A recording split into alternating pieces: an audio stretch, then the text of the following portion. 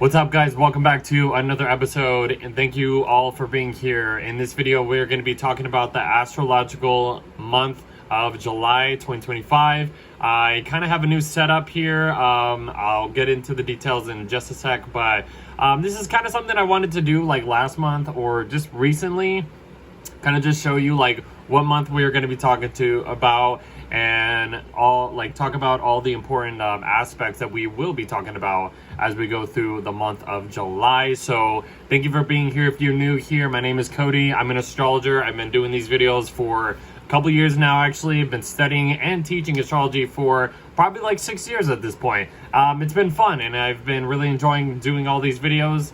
Like I said, I kind of have a new setup, trying new things. You know, I'm always just trying new things out. That's just me. As you can tell, you can probably tell that the screen is a little different. My other computer kind of didn't work anymore, or it just stopped working, and it was just getting kind of weird. It was like, even in the videos that I've posted and recorded, there was just like these like annoying like notifications that would pop up on the screen in the middle of my videos, and I'm like, what the heck? So I had to get a new computer. Like I said, this is a new setup, so it's kind of interesting. The software that I'm using actually will look a lot better, I think, than the other one that I was using. We will get to that too. So kind of a few things that I wanted to mention. So this is going to be July 2025, guys. This is going to be the last huge month, I would say, of the year. And we will get into the details about why in just a second. But yeah, so let's just go over all of the important transits. I kind of had to like write all this down, and it was kind of weird to do this with my mouse, but hopefully this is okay to read. So there's about maybe like, I think 9 important transits we're going to be talking about in July. We first got Venus in Gemini, and then Neptune stationing retrograde. Uranus is going into Gemini. This is why this is the last big month of the year, big month that I just mentioned. We'll get into the details about that. But yeah, Uranus is going into Gemini, guys. Are you kidding me? We have a full moon in Capricorn. Then Saturn's going to be going in retrograde, and Mercury's going to be retrograde in the sign of Leo. I mentioned that in the last video. We will have to get prepared for this, but this is the month where Mercury stations retrograde in Leo, and then we basically have the sun going into Leo. Leo season starts. We have a new moon in Leo, and then Venus is going into Cancer. She's just kind of flying by at this point. So I don't know. Tell me what you guys think. Do you like this little setup, like preparation of like the whole thing? I don't know. Leave your comments, whatever. I don't care. I think it's cool. It's something new. So yeah, that's going to be the important transits happening in July.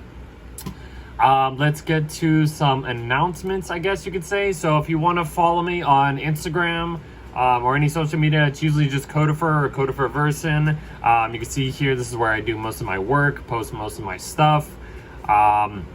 If you want to check out the merch, like I mentioned, you go to this link, go to the merch website. I have also Patreon. You can join my Patreon, get these videos a little earlier than what I posted on other content. You can follow me on YouTube or TikTok. I posted my June clips on a couple clips from June on TikTok, and I got like over 600 views, like automatic. Like, it was just like, whoa. I wasn't expecting that. So follow me on TikTok if you want to just see these little clips that I record from these videos. But yeah, so follow me on all this stuff. I'm also on Spotify too, so follow me on Spotify. I think it's just Codifer's Astrology for most of that stuff, except for the merch. Codifer's Universe is the merch website. So you click that, and that will take you to the merch website. I already clicked on it. So this is the merch website. I'm going to be showing you guys this every month. I'm ending a 20% off sale. I'm happening right now because I'm recording this a little earlier because I'm trying to get a little bit ahead of my work, because I know we have a Mercury retrograde coming up, and I just want to get at least ahead of schedule. So yeah, Codifer's Universe, this is the merch website. I have the Saturn and Aries merch on here. I will have the Jupiter and Cancer merch available at this time, and the Cancer merch should be available at this time. So right now, as I'm saying, I'm recording this a little earlier, but I'm just trying to at least show you what we got. The clothing is unbelievable. I will keep saying this. great quality. They updated this the shirts or whatever. They're really nice. I just got the Saturn Aries shirt. It's awesome. I got the hat on actually. I'm wearing the Neptune and Aries shirt, as you can see. The merch is crazy, guys. I mean, it's awesome. I love doing this. I love showing it off. I love promoting it. I love just, you know, I don't know. Everything about it is it's just awesome, guys. Like, I'm telling you guys, like, you got to check it out. There's, here's some Gemini merch from, you know, the last zodiac sign merch design that I just released. Like I mentioned, the Cancer merch will be on here eventually. I make a design for every zodiac every month. I've also been making like the planetary merch as well, like Saturn, Aries, Neptune, and Aries. I will have Uranus and Gemini merch coming out this month, so that's an exciting thing to even just announce. I made that like a long time ago, guys. Like, it was just like, I think it was like the end of 2024 where I made that, because I was like so excited about that. And then the other website got all funky and I lost that, but whatever. But yeah, this is the merch website. Just want a few announcements, blah blah blah, you know, what I usually do. So I hope you guys are enjoying the merch website. So there will be more sales happening in June and July. I know I'm recording this in June, but we're talking about July. But yeah, every month, new merch, new sales. It's gonna be cool, guys. So yeah, follow me on Instagram or TikTok, Facebook, Twitter, X, whatever you want to call it, Spotify, Patreon. That's where I do my stuff, guys. So let's get out of this and get into the new stuff. I don't think there's anything else I want to talk about, so let's jump into, so this is the new software. This is called Solar Fire, if you guys are familiar with that. I like this. I feel like it's a lot better, a lot more clear than the other software that I was using on my other computer. But yeah, Solar Fire, if you are interested in the software, it's really interesting. It's really cool to have. So yeah.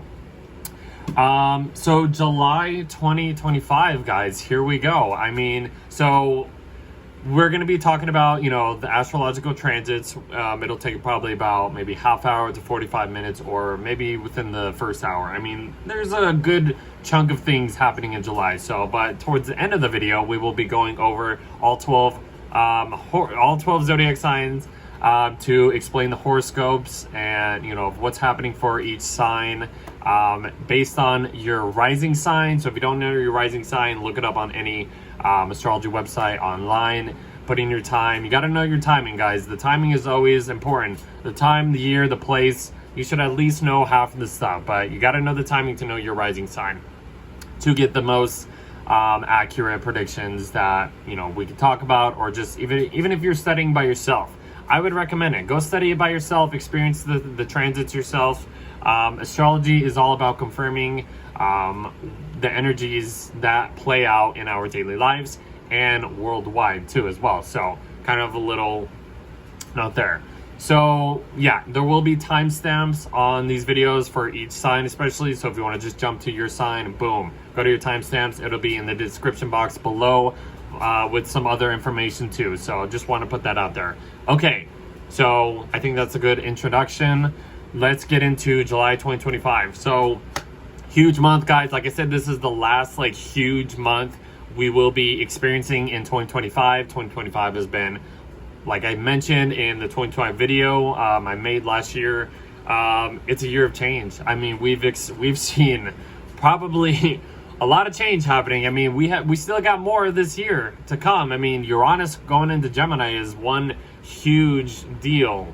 That's like the last boom, the last bang, the last hurrah of you know, these outer planets changing signs. I mean, ever since Pluto officially moved into the sign of Aquarius in November.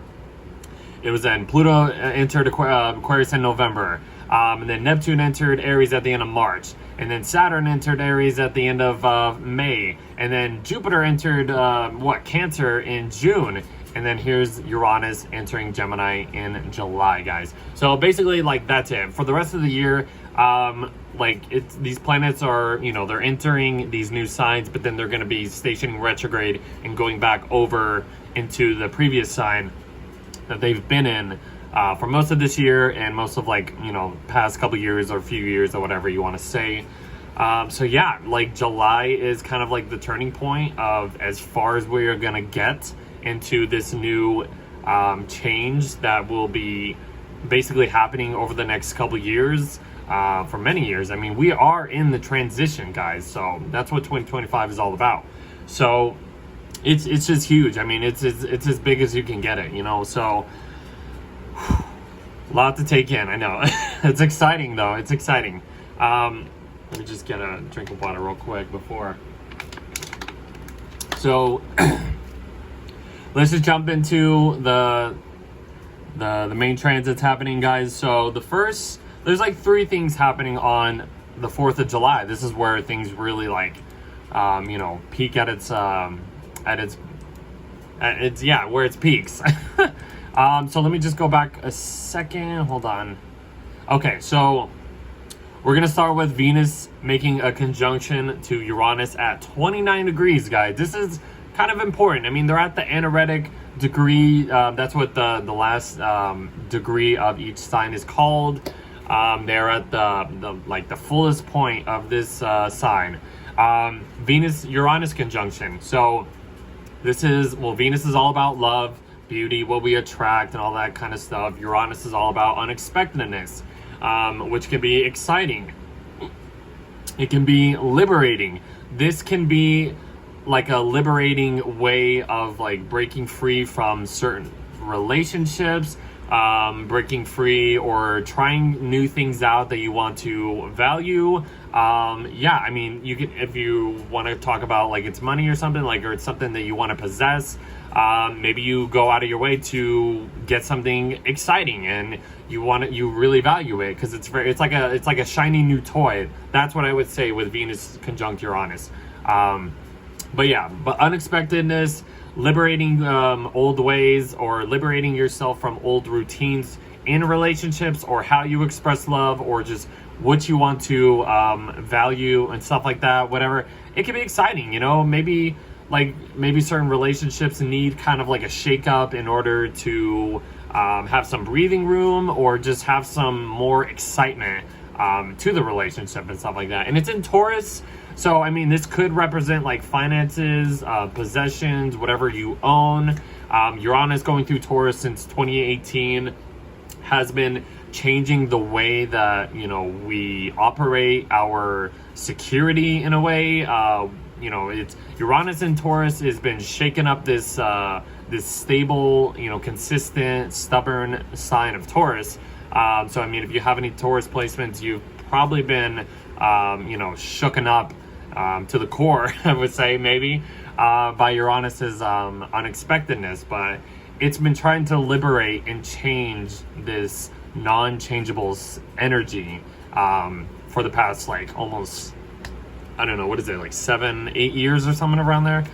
So Venus Uranus, try something new when it comes to relationships, how you are, you know, expressing love, what you want to value, all that fun stuff. So Uranus going through Taurus has been a huge change in just society and what we like, possessions and agriculture. Like when Uranus went into Taurus, I think back, you know, in 2018 and 19, there was like all the Beyond Burger, like the fake meat or whatever, that was kind of like popular at that point. Everybody like went vegan I was one of them. Like, but now it's just like, it's not really a big deal anymore. but yeah, a lot of changes to like this Taurus themes since Uranus has been in going through Taurus. But yeah, the next thing happening is Neptune is stationing retrograde. So this is as far as Neptune's going to go in the sign of Aries. You know, Saturn's going to be joining Neptune and stationing very soon this month. So like all of these planets, like I mentioned, have been going into a new sign, introducing new energies, starting new cycles, new chapters for all of us. These are outer planets, so this is like a generational change. It's in Aries. You know, Neptune in Aries has been spiritualizing these new actions that we want to go after.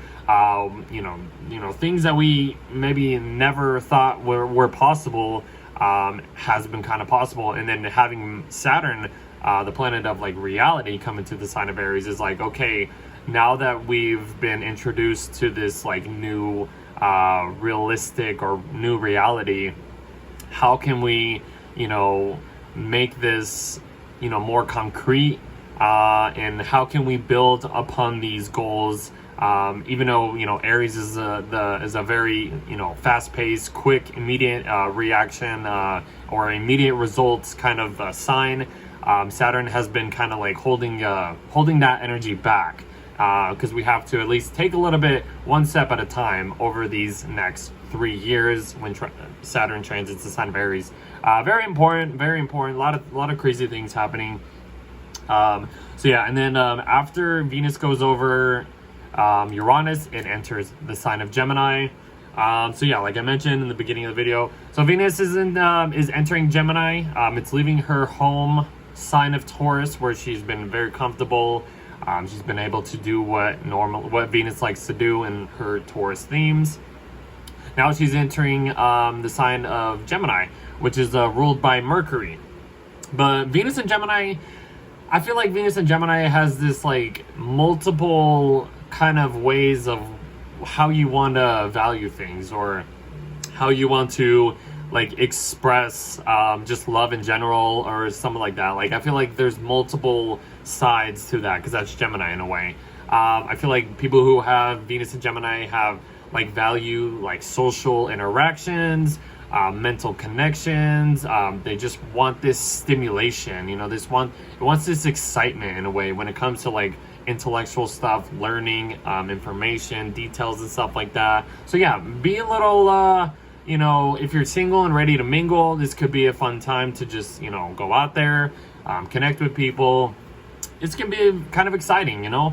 Yeah, so Venus and Gemini, yeah, it's an air sign. It's in an air sign. It's in a Mercury ruled sign. Very adaptable, very curious. You know, that's just Gemini in general. So, but yeah, valuing intellectual stimulation, intellectual conversations. That's what we're gonna at least want to attract, and what we want to receive as Venus goes through the sign of Gemini. So that's a little keynote there. And then she basically starts to sextile Saturn, followed by Neptune eventually. So Venus sextiles Saturn. What I was like thinking when I was kind of going over this, I was like, you know, Venus is in Gemini. She's wanting to, you know, spark up conversations. She wants to just kind of enjoy things, you know, mingle a little bit. Having it in a sextile with Saturn, which is all about, you know, reality, you know, seriousness, building things on a, you know, stable ground and stuff like that. So like having the planet of love, enjoyment, mixing together with the planet of like long-term goals, you know, stability, like long-term stability, and just how we need to grow through the hard work.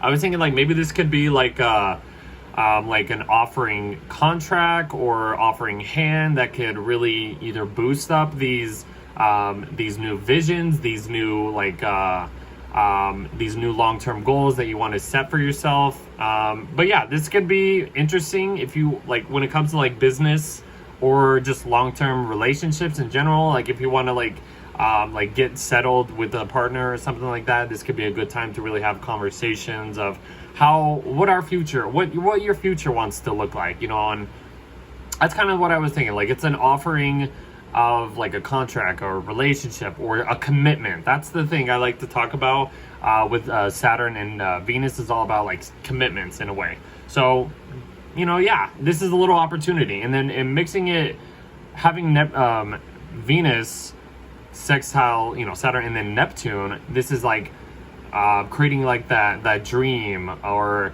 creating some like idealistic fantasy that can really, you know, shape any commitments or any long-term goals that you want to receive or want to like just enjoy when it comes to relationships and stuff like that. I don't know, that's kind of cool actually. And then we get the big guy going into Gemini. Where's it at?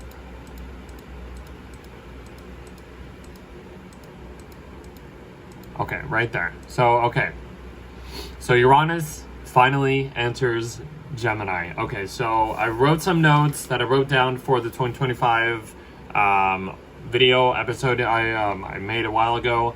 Guys, I'm telling you, this is going to be like the big part of July. This is the huge like bang, like I said. So Uranus hasn't been in the sign of Gemini for like over 80 years. It usually takes, I think it's like 84 years to travel around the whole zodiac, or you know, you could say around the sun or whatever. So yeah, Uranus and Gemini, guys, are you ready? Like literally this can be like on a society or a global level, this can be a huge like introduction of like just something new coming into our reality in a way, or just breaking free from just like old just systems, or I don't know. This can literally be anything, guys.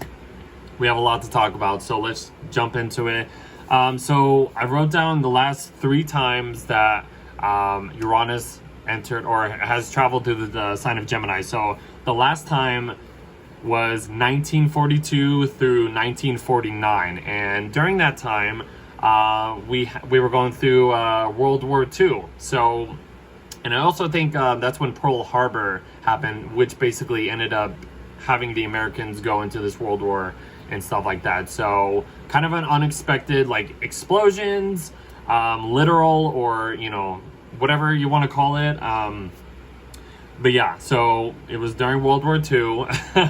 Kind of a crazy time. I'm gonna just say, like, every time that Uranus has gone through Gemini, especially if you're looking at America, because if you're looking at America's birth chart, the Sibley chart, it has Uranus and Gemini, and I feel like it just activates this chaoticness. It resets this cycle that just creates like explosions and like anywhere in a way.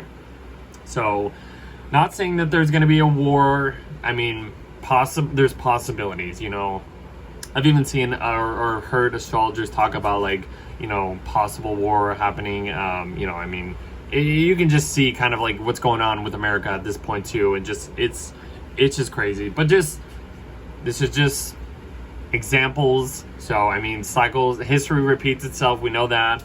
The previous time that Uranus went through Gemini was 1859 through 1866, and we had a U.S. Civil War. And I think when I mentioned, when I talked about Neptune entering Aries back in March, I think this is kind of around the time that Neptune entered Aries. And I mentioned like there was like a civil war and stuff like that. So I mean, it's kind of interesting how both of these planets are back in those positions when we had, you know, that civil war or something like that. So I don't know, guys. I mean, it's possible. I don't know. It's possible. I don't want to scare anybody, but it's just possible. And then the last time, the previous time when Uranus went through Gemini was 1775 through 1782, and that was during like the American Revolutionary War. So I mean, like, it just really puts the target on America in a way, which can be good and bad, you know what I mean? But I mean, it's Uranus. Uranus is unpredictable. We never know what Uranus is going to do until it happens, and then it's just like, whoa. It's the radical, volatile, just change, just unpredictability that just happens. So, and I think during the 1775, 1782 period is when I talked about when Pluto last time went into a sign of Aquarius, and I talked about all the revolutionary wars with the French Revolutionary War, the American Revolutionary War, and then in the Industrial Revolution or something like that. That wasn't a war, I don't think, but it's crazy to even think of, because it's like these planets are back in these points that we've had these big historical, you know, periods of time, and you know, here we are again. So I mean, it's like there will be like a more modern day kind of revolutionizing type of energy, which can play out in many ways, guys. So I mean, I'm not trying to scare anybody. This is just cold facts, I guess you could say. But yeah, so let's continue talking about this. Uranus and Gemini, this will indicate a strong desire for independence, rebellion, and radical shockwaves. Uranus represents innovation, originality, individuality. Breaks out of the status quo, or like I like to call it, Uranus is the one that breaks out of the Saturnian walls. It has a more futuristic perception. I think Uranus can also represent like space travel in a way, just to put that out there. It's a more forward movement kind of energy, kind of like a life-altering, shakeups, or just life-altering just energy in general. And then then we talk about the sign of Gemini, and what it represents is Gemini represents communication, intellectual like stuff, versatility, wit. It's a Mercury ruled sign, represents the twins, quick thinking, adaptability, very curious, information, learning, all that kind of stuff. You can also maybe say traveling in a way. So when you combine Uranus and Gemini, these two energies together, this energy will like kind of be like an overturning like theme of like just society in general, of just like how we are connecting with people in general.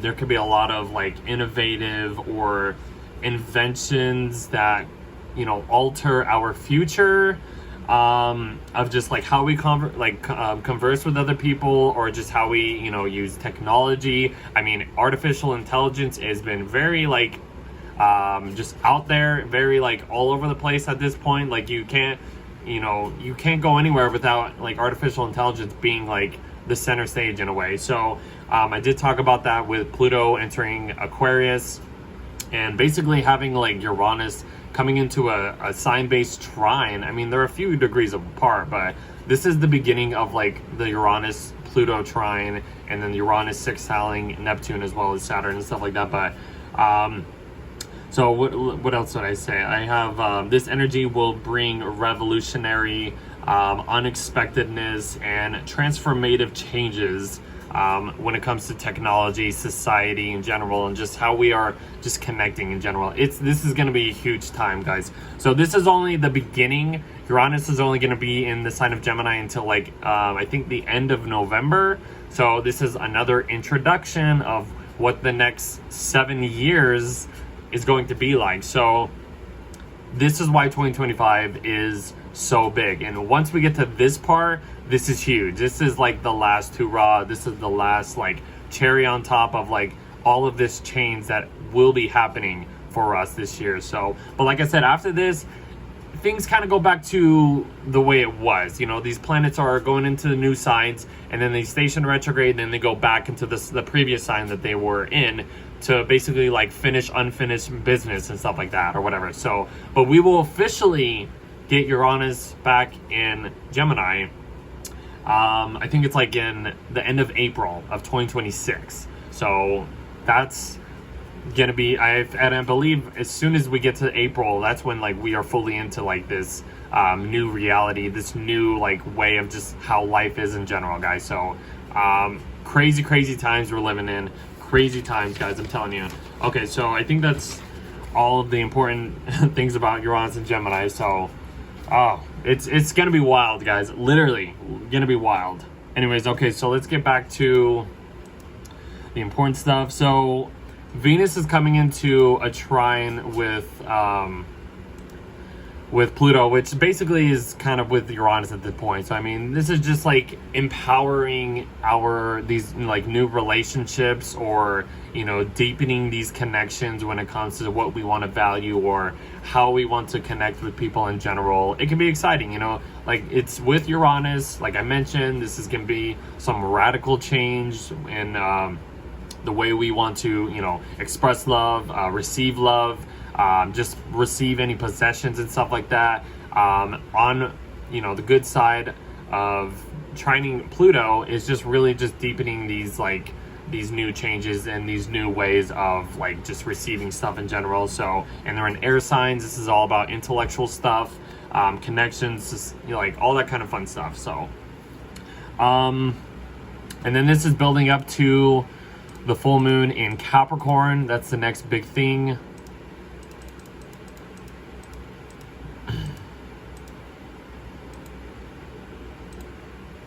Okay, so the full moon in Capricorn, this is the peak point of the month.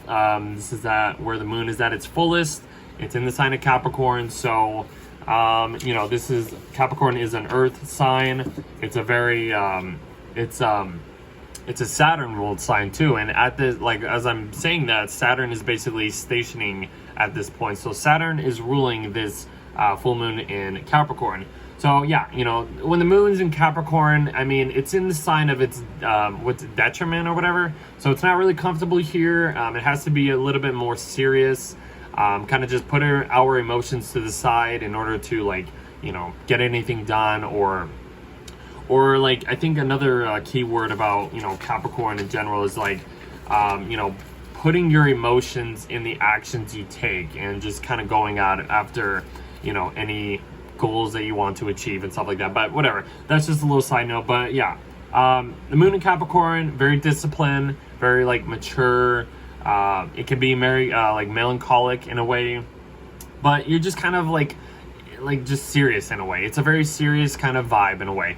The sun's over here in Cancer, you know, trying to like show off all of this nurturing, protection energy, and then the moon's just over here in Capricorn, just reflecting on balancing out this Cancer-Capricorn axis, which is all about like home and like work, whatever you could say, home, work life.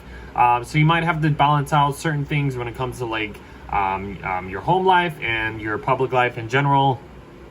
And like I mentioned, Saturn is stationing retrograde basically a couple days after. But like, looking at this full moon, there's not really much going on here. I mean, like, the last full moon that we had in Sagittarius wasn't really, you know, doing or forming any bad aspects at this point. But then look at it, the full moon in Capricorn, it's not really forming any bad aspects. I mean, I don't see it. I mean, but I mean, the energy is going to be kind of out there.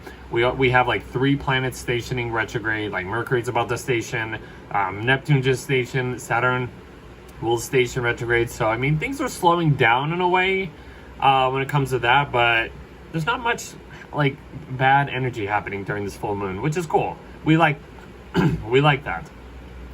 Anyways, but yeah, Saturn eventually stations. Here's a little S right here. The 12th, 13th. That's when Saturn officially stations retrograde.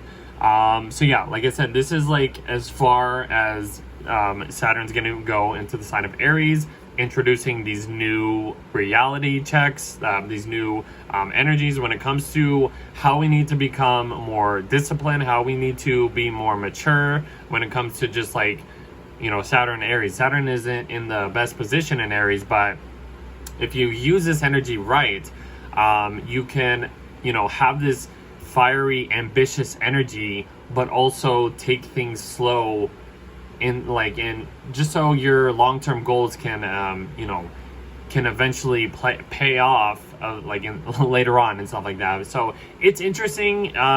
Like, even if, you know, you want to just like go at it, there's going to be something kind of like telling you you're not ready for it, or, you know, we need to be more disciplined when we use this energy. Once Saturn and Neptune get back into the sign of Aries, we'll understand like, okay, we kind of know this energy, now we can actually use it to our advantage and, you know, move on like that. So kind of interesting. And then the next big thing is basically Mercury stationing retrograde. So you can see right here, it's like the 17th, 18th. This is where Mercury is going to be stopping at this point. So I think it was what, June 29th, 30th. Mercury entered its shadow at like 4 degrees. So it's going to go like 4 degrees all the way to 15 degrees and then go back and forth in that territory. So if you have any placements in like the fixed signs, Leo, Scorpio, Aquarius, or Taurus, this might bring some challenges to any placements that you have in that. But yeah, Mercury retrograde, I mean, here's a delay that we, you know, need to understand. But like basically from, I think it was like the middle of May all the way to this point, you know, we had most of the planets just flying, you know, forward movement. You know, it was, you know, getting all your plans done as good as possible. The tides were moving out because we weren't like being held back to do anything, because most of this year we've had so much retrograde, but now we're kind of back in this stuff. So once we get into like July, things will start to slow down. And I basically talked about, you know, like these outer planets going into, you know, these new signs, Uranus entering Gemini, Saturn and Neptune in Aries. And now we get all these planets, you know, slowing down and stationing. This is as far as our plans are going to go. And now we're going to have to go back over these plans and stuff like that and understand that there's adjustments that we need to work on, or, you know, before we can actually push forward, stuff like that. And I mentioned Mercury's going to be in Leo until, you know, September. I think it's like a couple months or whatever. So yeah, so delays, miscommunications, yeah, that's coming. But it's important because of what I just talked about, like the overall energy. At this point, Venus is coming into a sextile with Mercury. That is just kind of creating more connections, more charm. You know, like Mercury is at a standstill. Venus is in a Mercury ruled sign, so is Mars. And like I feel like Venus is kind of like offering Mercury some encouragement to like whatever plans we want to, you know, readjust to or kind of go back over. Yeah, so I mean, this can just bring a little bit of ease, little charm, little like assistance in a way, a little opportunity to like maybe connect with certain people that can help you with certain plans that you want to, you know, I guess go after or something like that. So kind of a little cool sextile. They did a little sextile, I think, in June. She was in Taurus and Mercury was in Cancer, but now they're in, Mercury's in Leo and she's in Gemini. Fire and air, just, you know, building up the fire, you know, like just hyping it up. Like, it's like, believe in the hype, you know what I mean? That's kind of what it is. Okay. And then the next thing is,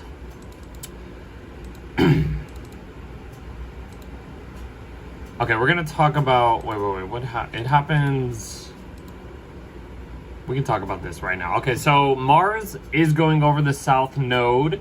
I know it doesn't show the South Node in this part of the software, but you can just see it's opposite at 20 degrees of Pisces, 20 degrees of Virgo. That's where the South Node should be.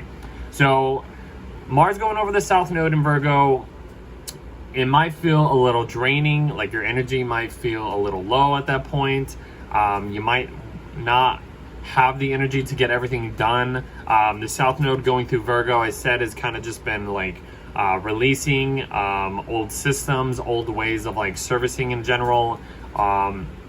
Having Mars going over the South Node is kind of just like refreshing or replenishing these energies that we usually do or something. So, but like, yeah, around this time, yeah, the energy you might feel a little drained, might feel a little low.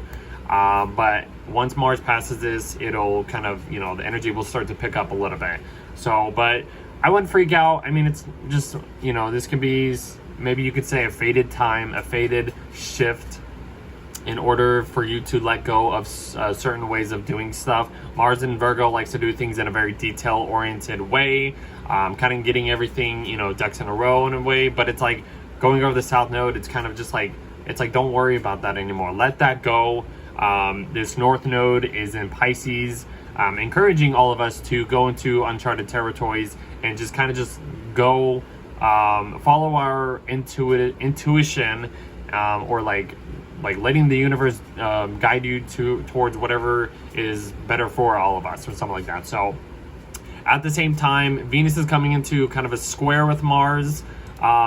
So they're both at 20 degrees. They're both in Mercury ruled signs. So I mean, this could feel a little bit of like mentally overload in a way, like energetic or anxiety prone in a way. Like it could be all over the place.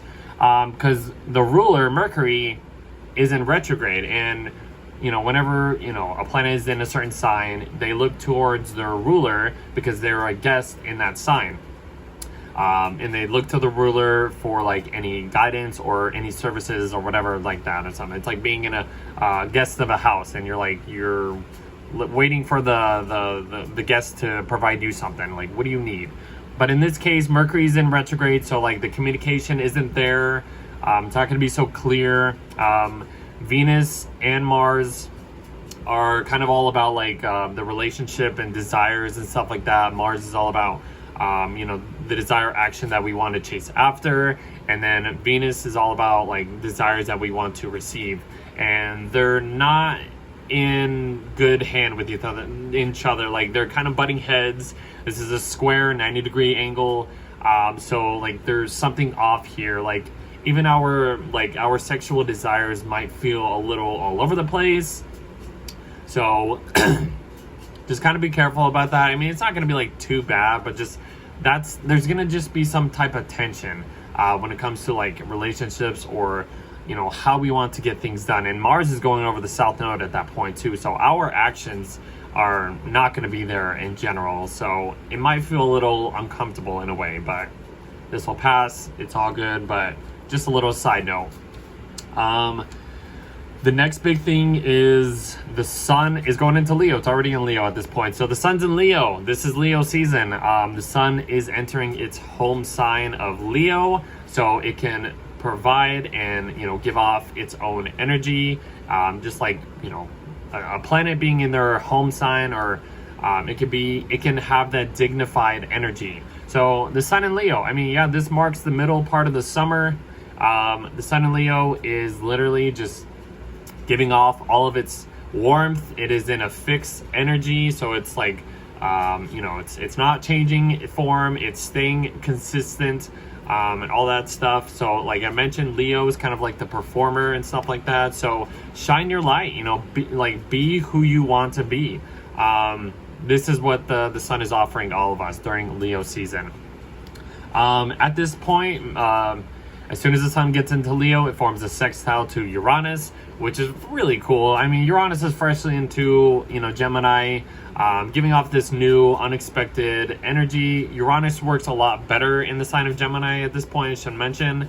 But yeah, this is kind of just like encouragement, kind of just like people like hyping you up in a way. It's kind of like what I was talking about with Venus hyping up Mercury or something like that. So this can be like, your social connections kind of just like hyping you up, or just kind of connecting with people who just make things unexpectedly, liberate you in a way. Because, Uranus is all about liberation, freedom, and all that stuff. Trying something new, unexpectedness. The sun in here in Leo is just like, wants to just, be bold. It wants to be confident, stuff like that. So yeah, this little sextile here is just a really nice encouragement to like boost up this new energy, boost up her ego, boost up these connections. It's really nice.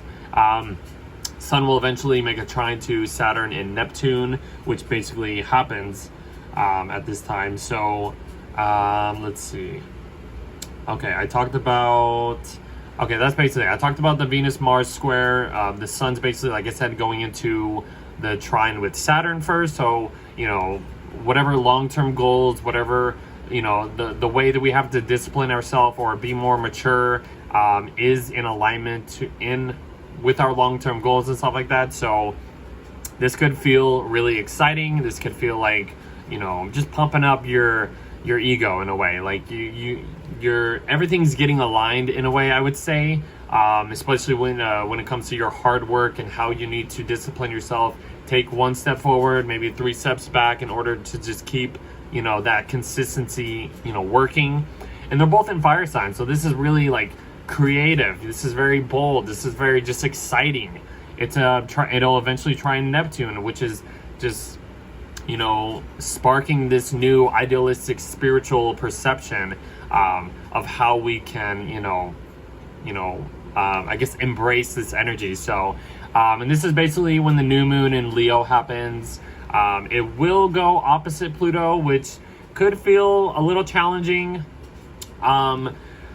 Like I mentioned, Leo is kind of like the performer, and then the Aquarius is kind of like the audience or the people, how they're receiving, or whatever. So like, yeah, it's like you're performing something, and then you have the audience or whatever. So there might be some tension when it comes to this Leo Aquarius axis.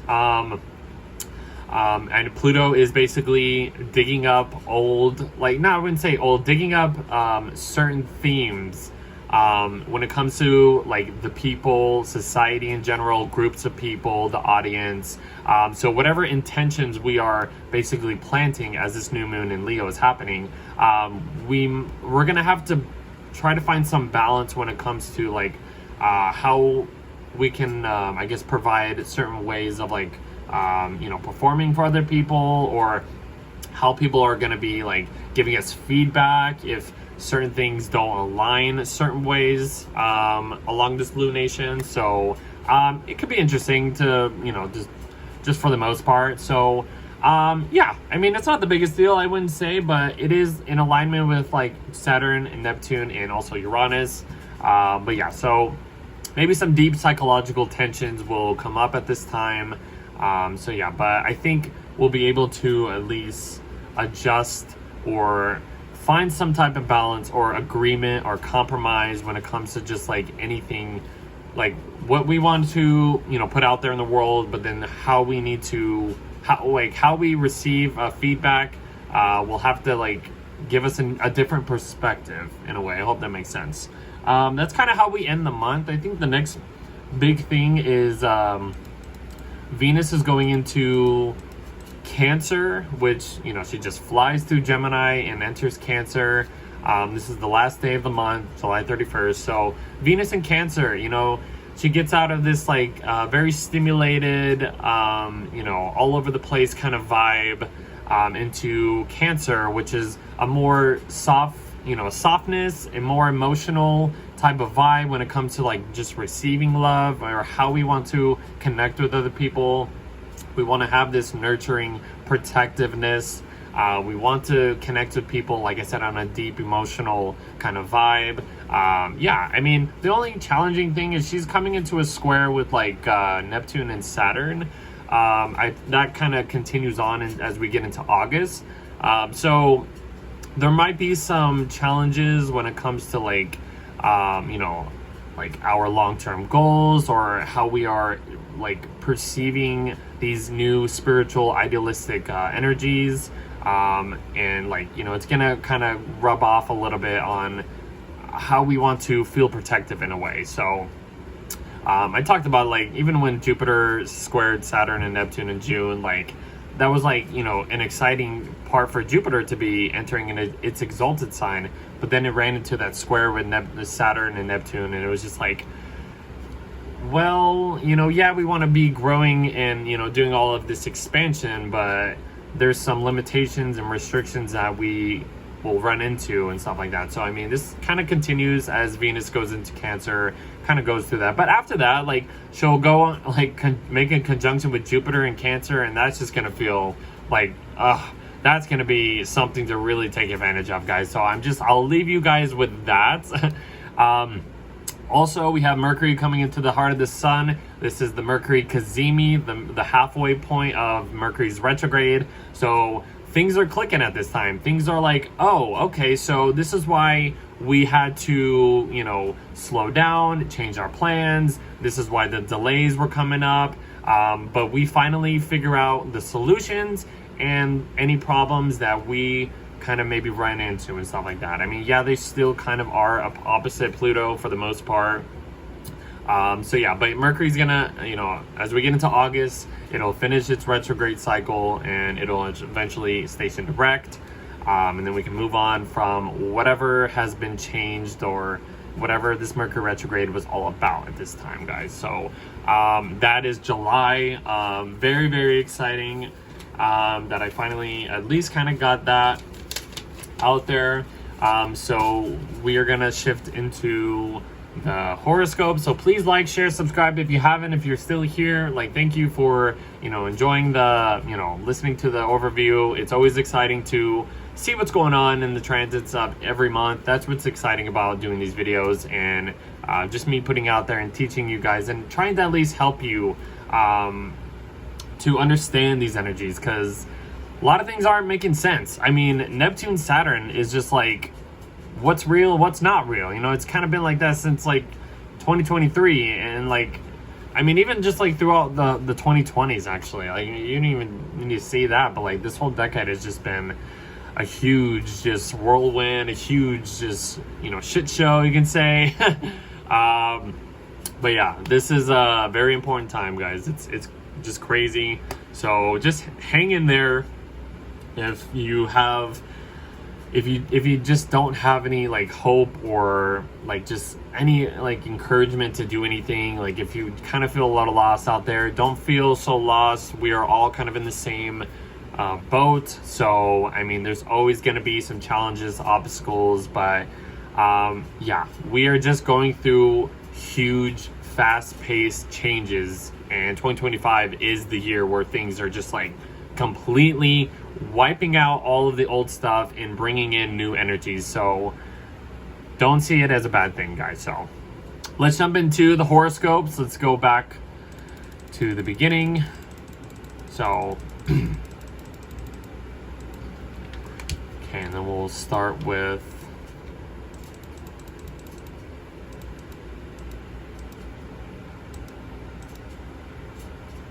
okay.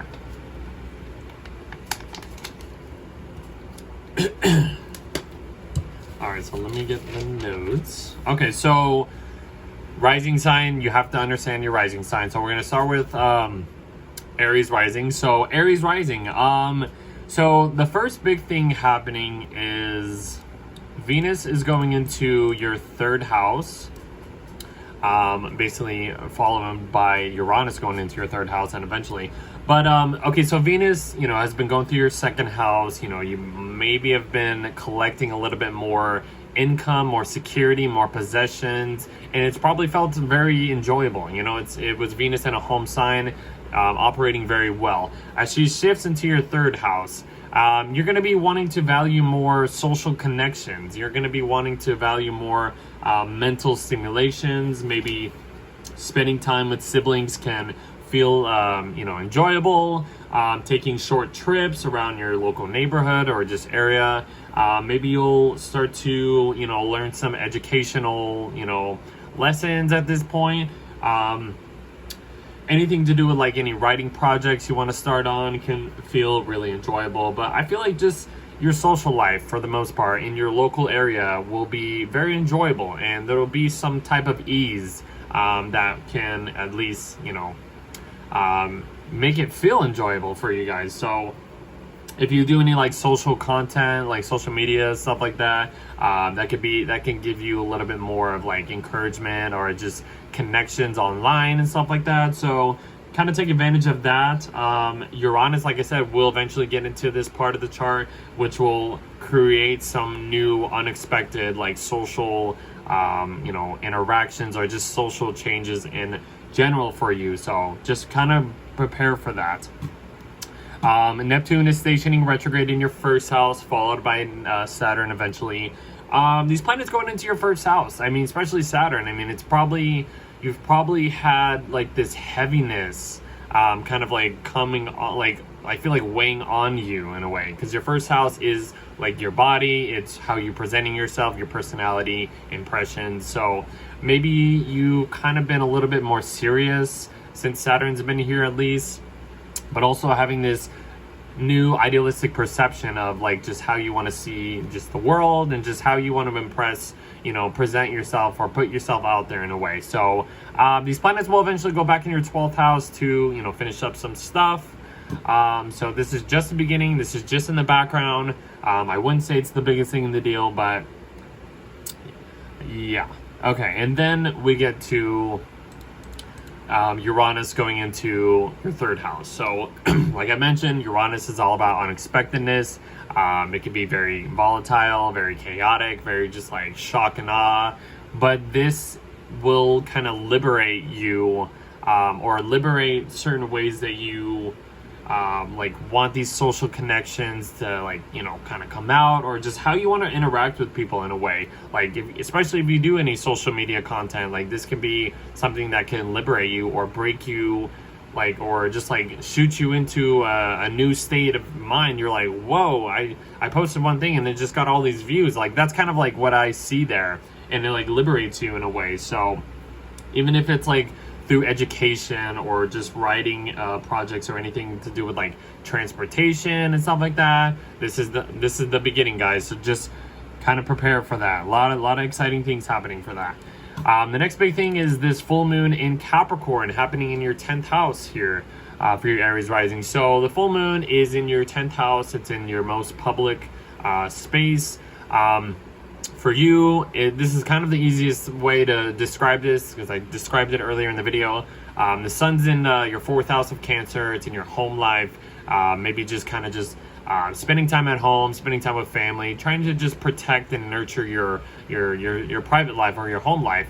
And having the moon over here in your 10th house across the board is just reflecting all of this stuff that's going on in your 4th house. So maybe you are being seen, some information that's being illuminated in your public life, or something to do with your career is being eliminated. You're like, oh, I didn't realize this, and like kind of like either has you adjusting to certain ways to balancing out this work home life, or just anything that you want to achieve. You'll be able to like be eliminated or be shown some new information or whatever. So when it comes to like achievements or just your public life or just getting up into the ranks in your career or something like that, so that could be exciting. Then Saturn stations retrograde. That's the next big thing happening here, like I said. So Saturn is in your 1st house, creating giving you a little bit more, making you more disciplined in your impressions, or like I mentioned, like it might feel like you have this heavy weight upon your shoulders, and you have to like be more mature or disciplined or serious in a way. I mean, it's in an angular house. Anytime Saturn's in an angular house, especially the 1st, I feel like could feel a little bit more challenging. So I mean, they'll eventually get back here in next year. So this is just a new introduction of how this energy is going to play out throughout this time here. So, and then this is when the next thing is Mercury stationing retrograde. Hold on. Okay, Mercury stationing retrograde. Where's it at? Right here. Okay, so Mercury stationing retrograde in your 5th house. So any plans that you wanted to do when it comes to like your self-expressions, any creative hobby, anything to do with like children, your bucket list, inspiration stuff, your passions, this is coming into standstill. So it's like, okay, hold on, if I'm being like held back, I need to make some adjustments when it comes to like these creative hobbies, these creative energies that I want to at least have fun with, but we're gonna have to redo some certain things. So this will be kind of like the situation happening here for you, Aries rising. I mean, hopefully it's not going to be too bad. It's in a fire sign, treading your 1st house, so hopefully that'll be a little bit better at least. So yeah, redos, delays, when it comes to your creative side. Then the sun goes into Leo, and then we basically have a new moon happening there as well. So the sun going into your 5th house, this is just putting the spotlight on your creative side. Even though Mercury is like kind of like, oh, we got to change our plans and the way we are thinking or processing information when it comes to being like creative and stuff like that. But at least having the sun here followed by this new moon is really gonna like refresh this type of energy for you. So it can feel exciting. I mean, it's in a fire sign, so it's bringing the fire back. So you could feel very enthusiastic, more confident at this point. So, but there's a lot of things happening in the background. So I wouldn't, if you want to like try to put something out there, it's not going to probably work out. So just kind of hold on, but the energy will be there. New moon in Leo happening in your 5th house is just refreshing, another layer of refreshing all of this energy happening in your 5th house at this point, guys. So, and then the last thing happening is Venus is going into Cancer in your 4th house. So, Venus gets out of your 3rd house, enters your 4th house. You're going to want to, value more protection, more nurturing. Your nurturing side will be more, you know, prominent at this point. Maybe you want to spend time with loved ones, or, you know, kind of just spend time at home, just enjoy things, maybe renovate your house a little bit. I like to talk about Venus in the 4th house, about renovating your home. You have Jupiter here, so big things are coming probably in your home life, at least at this point. So that's kind of like about it for the most part. So yeah, it should be a good month. I mean, there's just some changes that needs to happen, but it's all good. I mean, it'll eventually work out, especially once we get into August. So we will see you in the next month.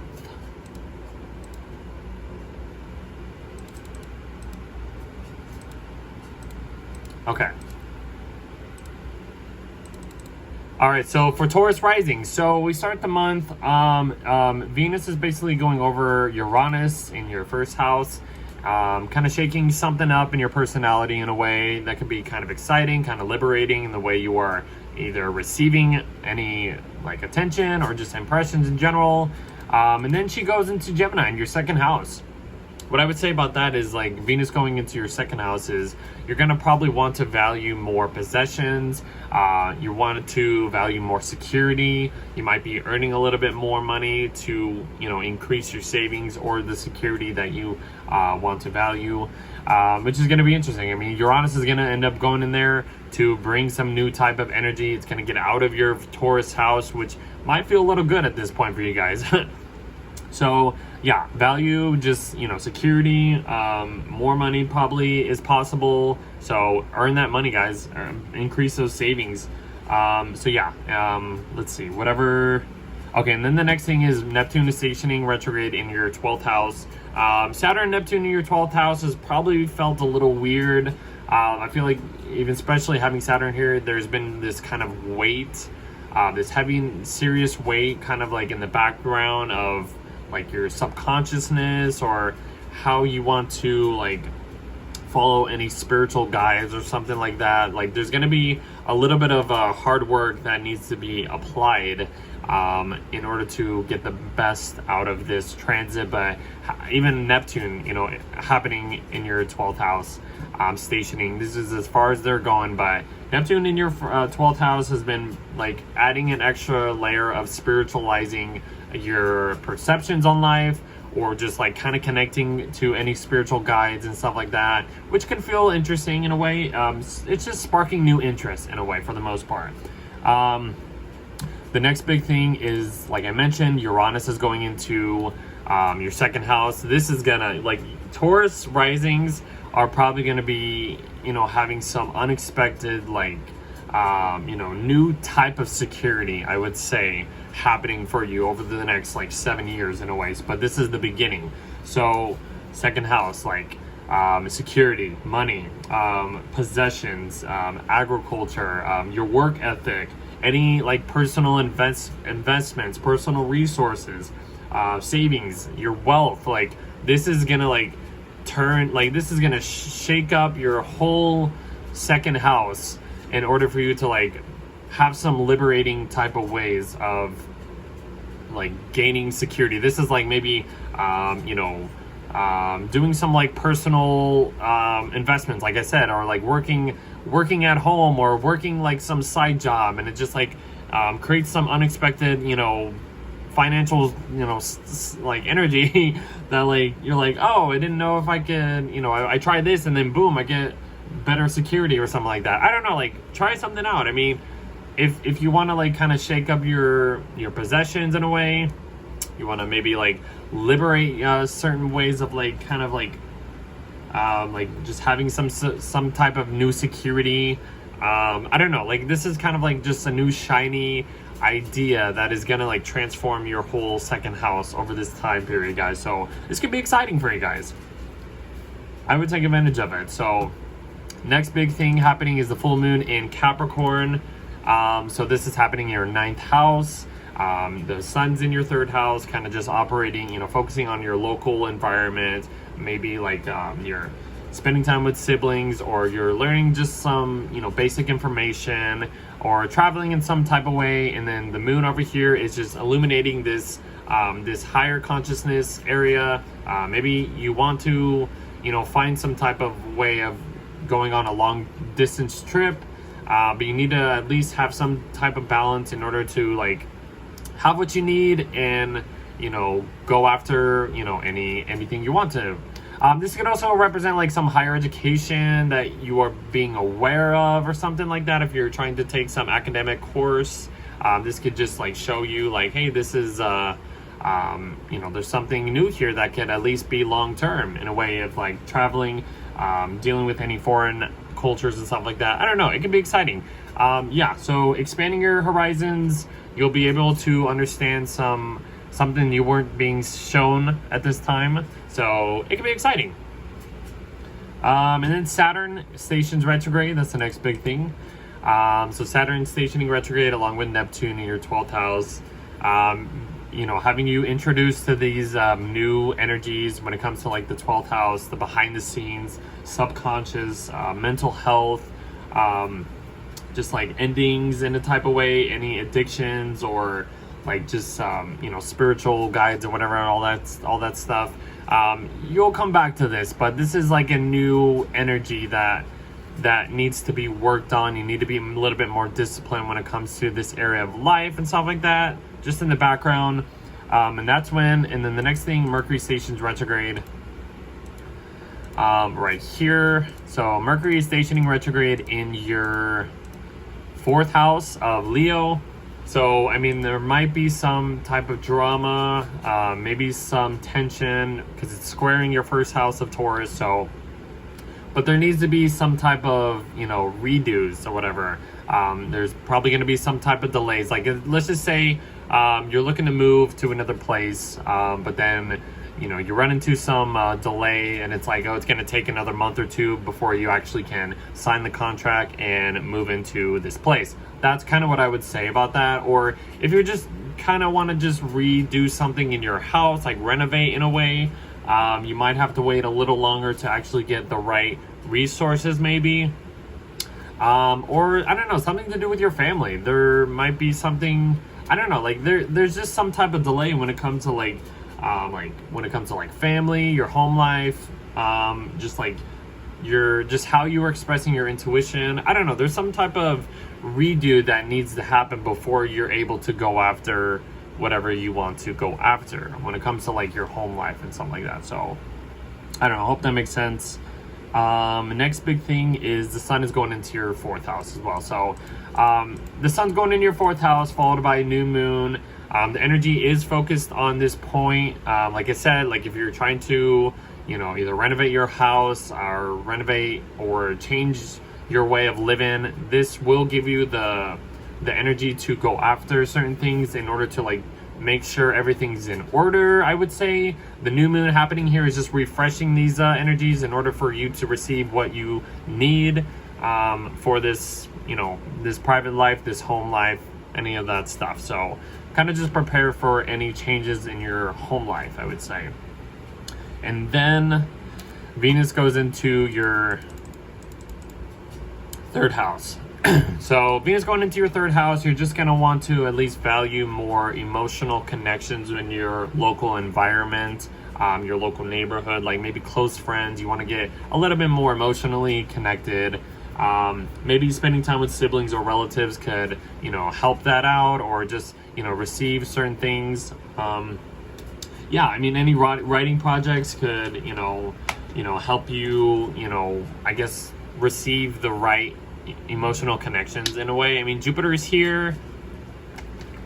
It's trying to expand these, you know, these new social connections for you. So, I mean, having Venus here, the 2 benefics, this could really bring some type of ease when it comes to just like connecting with people, or just people online in your neighborhood. I don't know. It can be fun though. Okay. We'll see you guys in the next video.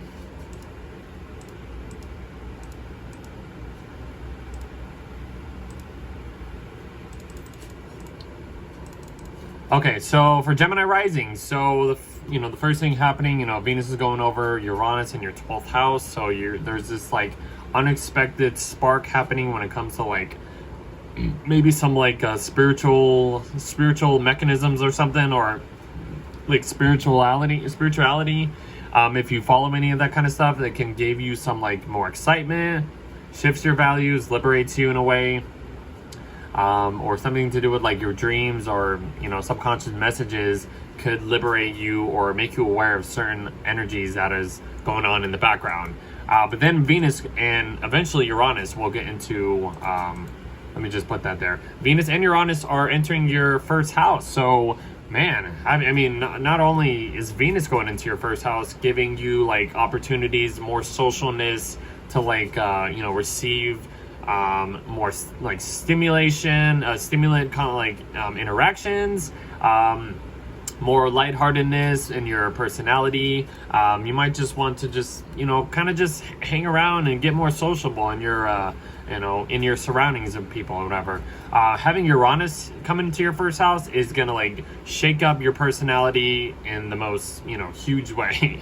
I mean, this can feel, you could feel maybe some type of liberation when it comes to like how you want to impress other people, or just like shakes up, I don't know, shakes up your approach to life in a way, even if it's like something unexpected, and it's just like, you just have this thought, and you're just like, what, I'm gonna do this, I want to, do this for myself. I want to present myself in a more innovative way. I don't know, this can be exciting, guys. Like, it can be very electrifying, I would say, in a way. So kind of like, I don't know, like it'd be exciting. And it will be here for about 7 years, but this is just a little introduction, so nothing, this is only the beginning. The next big thing is Neptune is stationing retrograde in your 11th house, followed by Saturn eventually. All these planets, these planets going into your 11th house, it's been this new energy that's been introduced for most of this year for you guys when it comes to, working with groups of people, kind of focusing on like new lifelong goals, or like opportunities or something like that you want to, achieve. You might have to be more disciplined or work a little harder or whatever when it comes to like these goals. Having Saturn here, it's like this weight. It's like, okay, you have this weight on your shoulders, you want these life goals, but how do you need to, how are you going to get to point A to point B, and all that stuff. So I mean, it could be an exciting thing if you are trying to accomplish any long-term goals or whatever. Friendships, just alliances in general, working with people will eventually be the focus over the next couple years. So yeah, this is only the beginning, so just kind of hang in there. A lot of important things happening at this point, guys. Then we get to the full moon in Capricorn happening in your 8th house of Capricorn.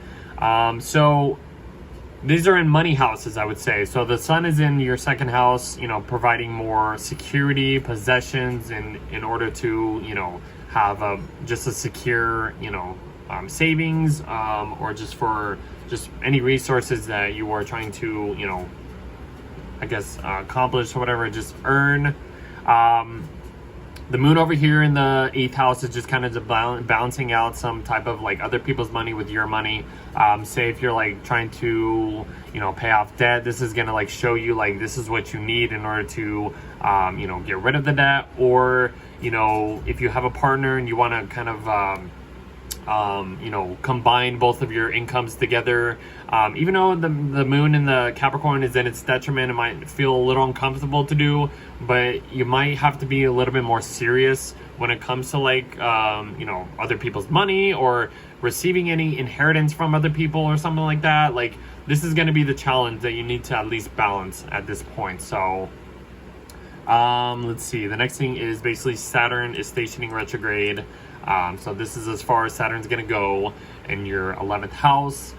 So like I said, like all these new introductions, all these new energies are being presented to you. But now that we're aware of this, now we're going to have to adjust and, to these new energies and stuff like that. So be more disciplined when it comes to your long-term goals, working with groups of people and all that kind of stuff. So, and then the next thing is Mercury is stationing retrograde. Your ruler, I should say, is stationing retrograde. So, your ruler is stationing retrograde in your 3rd house. So whenever your ruler is in retrograde, you're kind of like in this offline type of mode or type of vibe, because your ruler is not, it's not direct. It's like, okay, now we need to, stop and redo certain things when it comes to your communication style, anything to do with like social media, if you're working on any social content, any like interests, mental connections, anything to do with like your transportation, like maybe you need to work on your car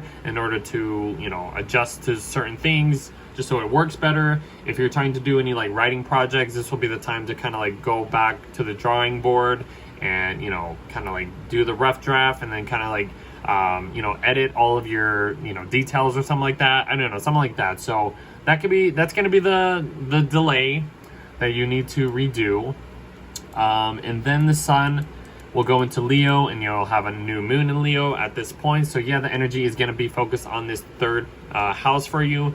So, I mean, yeah, all of this, like I just said, short-term trips, connections with, siblings, relatives, any close friendships, writing projects, transportation, any social media content or something will be the focus at this point.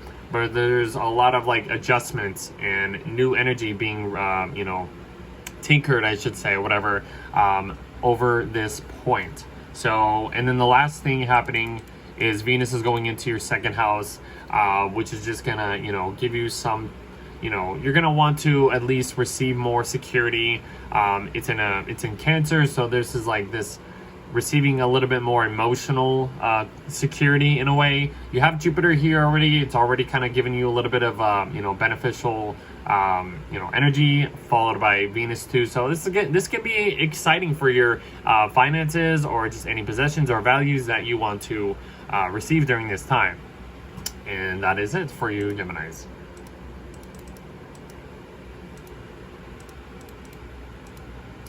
Okay, so Cancers. Okay, for you Cancers, all right, so the first thing basically happening is like Venus is going over Uranus in this 11th house for you. So there's some type of like, something that's sparking some type of interest, some shiny new ideas when it comes to like friendships or working with, groups of people, or, shaking things up in a way to be more innovative when it comes to working with other people, or something to do with like your lifelong goals and how you want to like innovate and reach those goals in a way. This could be really exciting, especially when it comes to like earning financial stuff from your career in a way.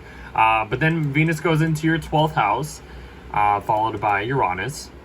So Uranus is the big deal this month, guys. But Venus going into your 12th house, you're gonna probably want to stay low key when it comes to like how you are relating to other people, when it comes to just like any relationships or how you express love. You might want to, stay, like I said, have things behind the scenes, not really out there, kind of stay low key on all that stuff. Having Uranus here is gonna bring some type of shake-up, some unpredictability, that liberates you when it comes to like if you follow any spirituality like guides or whatever, or like anybody that can help you like expand, or not, I wouldn't say expand, but just like innovate new ways to like, I guess, heal any mental issues, or just, I don't know, like Uranus going into your 12th house. A lot of things are happening in the behind the scenes that you might not be aware of it at this point, but there's something like electrifying happening behind the scenes in a way. So like subconscious dreams, and you have like these unexpected ideas that just like, spark new interest. I don't know, this is gonna be weird for you guys, but it's gonna be exciting in a way. So yeah, but this is just the start. It'll eventually get back here by next year and stay here for like 7 years. So this is gonna be exciting. Neptune is stationing retrograde in your 10th house, followed by Saturn eventually. All these, like I said, all these new energies are kind of, coming to its limit at this point. And all of this like new interests and this new spiritualized perception, idealistic perceptions and stuff like that is like, coming, has been like introducing a new type of energy, and it's in your 10th house. So this is your public life. This is something to do with your career. Like if you are trying to like idealize, different ways of how you can, I guess, go up in the rank of your career in a way, if you're trying to do that, or just trying to find different new ways of like, I guess, being seen in the public in a way. So you have Saturn here, and you might have this heaviness, this responsibility that kind of like, it's like holding you're like holding on your back or whatever. You have this weight on your back, but it's at least trying to give you a new way of becoming disciplined when it comes to like any career goals, or just working hard in general, or just how you want to be seen in the public in a way. So that's only beginning. It's kind of in the background. Let's see.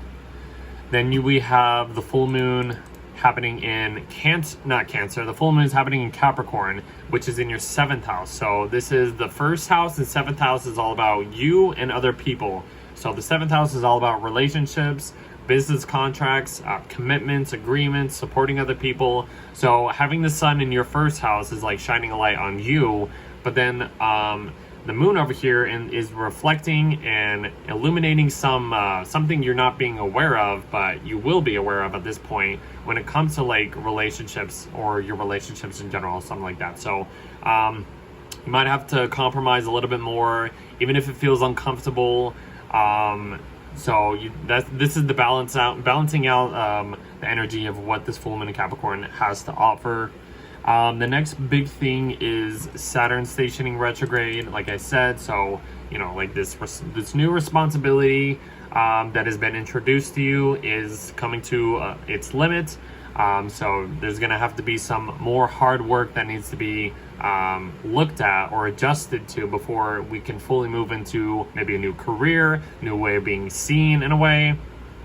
And then Mercury stations retrograde, I think like a couple days after that. So that's the next big thing. Mercury stationing retrograde in your 2nd house. So things to do with like your own money, like financial stuff, security, possessions, what you want to value, your work ethic, any personal investments that you want to do in order to increase your savings or work on your savings. You're gonna have to adjust to at this point. So this is gonna be the whole Mercury retrograde, readjusting, redoing certain things when it comes to your security in general.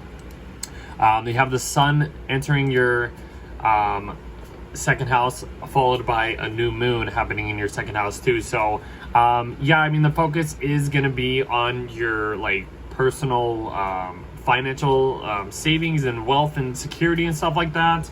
But even though there's like adjustments that need to be redo or renewed and went away, so you have the new moon there just refreshing these energies. A lot of things are just kind of shifting in a way. So even if things don't feel like your security is all there, but you're kind of adjusting to new ways of like personal finances or receiving any personal resources in general. So just kind of hang on there for a minute until this is done, and then we get to Venus entering your 1st house of Cancer. So this is just going to bring a more soft emotional tone to your personality, how you are impressing other people and stuff like that.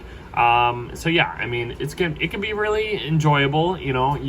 Venus and Cancer, you have both benefics in your 1st house. Jupiter is expanding this your personality, giving you all of this beneficial stuff. Having Venus here coming into, connect with Jupiter, they're just really making your personality and your impressions really nice. Your approach to life has a more emotional side to it. It's very just nice and easy, like it'll be nice. It'll be nice having Venus in your 1st house. So that is kind of it for you guys. Let's get to the next sign. Okay, for Leo rising. So Leos, first thing happening is, Venus is coming over Uranus in your 10th house over here. So there's some like innovative excitement. Something is sparking some interest that's going to feel a little, liberating when it comes to your public life. how you are being seen. Maybe you try something in your career or your public life, and it really, shoots you out there, and it's like, whoa, and now I'm like famous and something like that. Like that's kind of like a fame type of energy in a way, I would say. Then Venus goes into Gemini, followed by Uranus in Gemini. So Venus and Gemini in your 11th house. You're just gonna want to, be more sociable when it comes to being a part of, working with groups of people. Maybe spend time with friends, kind of just, hang around with them, be more sociable with all that kind of stuff. Maybe network with people, create more opportunities that just feels like just enjoyable for the most part, I would say. Having Uranus here coming into your 11th house is gonna shake up this 11th house for you. Like, it's gonna shake up your friendships, it's gonna shake up these groups of people, it's gonna shake up some type of like way for you to, like, I guess I would say, earn like some financial wealth when it comes to like your career, or something to do with your career. Like, you being a part of a group of people creates this like new opportunities to receive like huge financial gains or something like that. Or just you coming being a part of like groups of people creates better ways maybe to serve your community or something like that. Or just it brings more social resources that brings more profits in, especially if you're in business or anything. Like, that's something to kind of think about. Like, that could be exciting, it could be very like, whoa, electrifying, and like just like new, what's this shiny new toy basically, like that you guys can offer or something like that. Like, I don't know, your friendships, groups of people, new opportunities happening, eventually are being introduced at this point.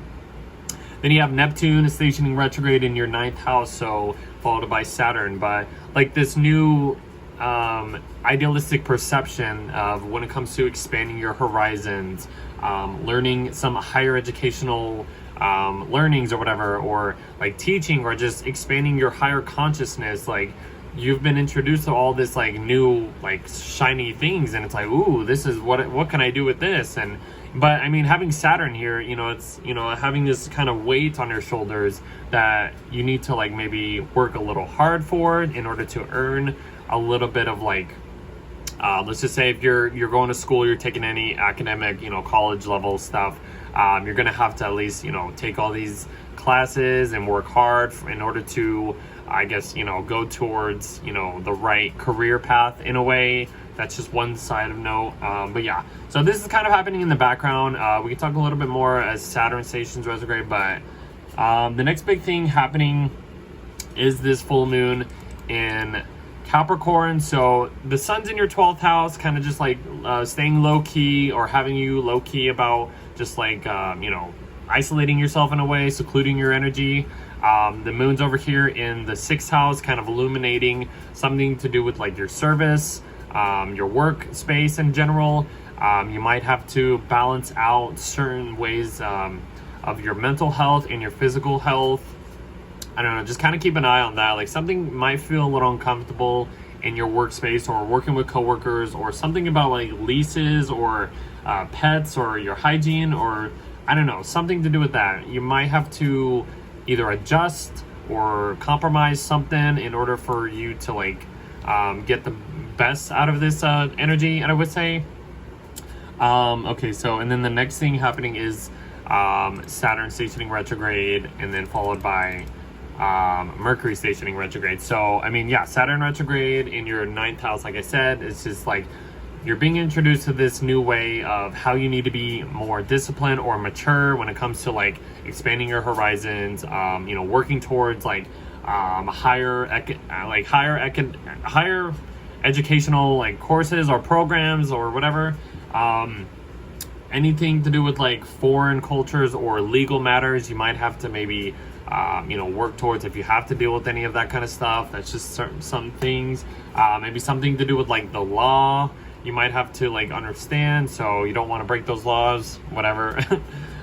Just something to think about. I mean, and then you got Mercury stationing retrograde in your 1st house. So Mercury's been in your 1st house, kind of just like presenting a more bold, confident way of expressing your personality. but then there's something that needs to be adjusted in how you present yourself in a way, especially when it comes to like just interacting with other people, your approach to life, how you present yourself in the world, just all that stuff. So yeah, so just kind of hang in there. That's going to be the whole adjustment. The sun, I should say your ruler enters your first house, which should give you that sense of like that new energy in a way. Even though, there's a lot of things happening, redoing in your first house, but you have this vital energy that you can at least provide, give off. Also, you have a new moon here to refresh certain energies when it comes to like your personal like your impressions. A lot of things happening and being like kind of refreshed in a way in how your approach to life is, your identity, just how you want to present yourself, your attitude, impressions, all that kind of stuff. So yeah, but it's in Leo, it's in your first house. Be bold, shine your light, Leos. You are good at that. This is your ruler entering its home sign, but it'll be exciting. And then let's see. Okay, and then we have Venus entering your 12th house. Jupiter's there as well. So Jupiter there, is like giving you beneficial ways of like maybe healing any mental issues. Getting more into spirituality, I feel like could really increase this Jupiter and Cancer in your 12th house. So also having Venus here is just bringing a little bit of ease, into this, part of the chart. Even if you're, in a relationship, you want to kind of keep things a little low key at this point, not so out there. Maybe isolate yourself or be more seclusive when it comes to your partners or something like that. So yeah, this is kind of just gonna just ease up this 12th house for you. If you have any like mental like issues or something like that, or just kind of follow like any spiritual guides or release any addictions or something like that. Like that's kind of what I would say. That's about it. So we'll see you in the next video.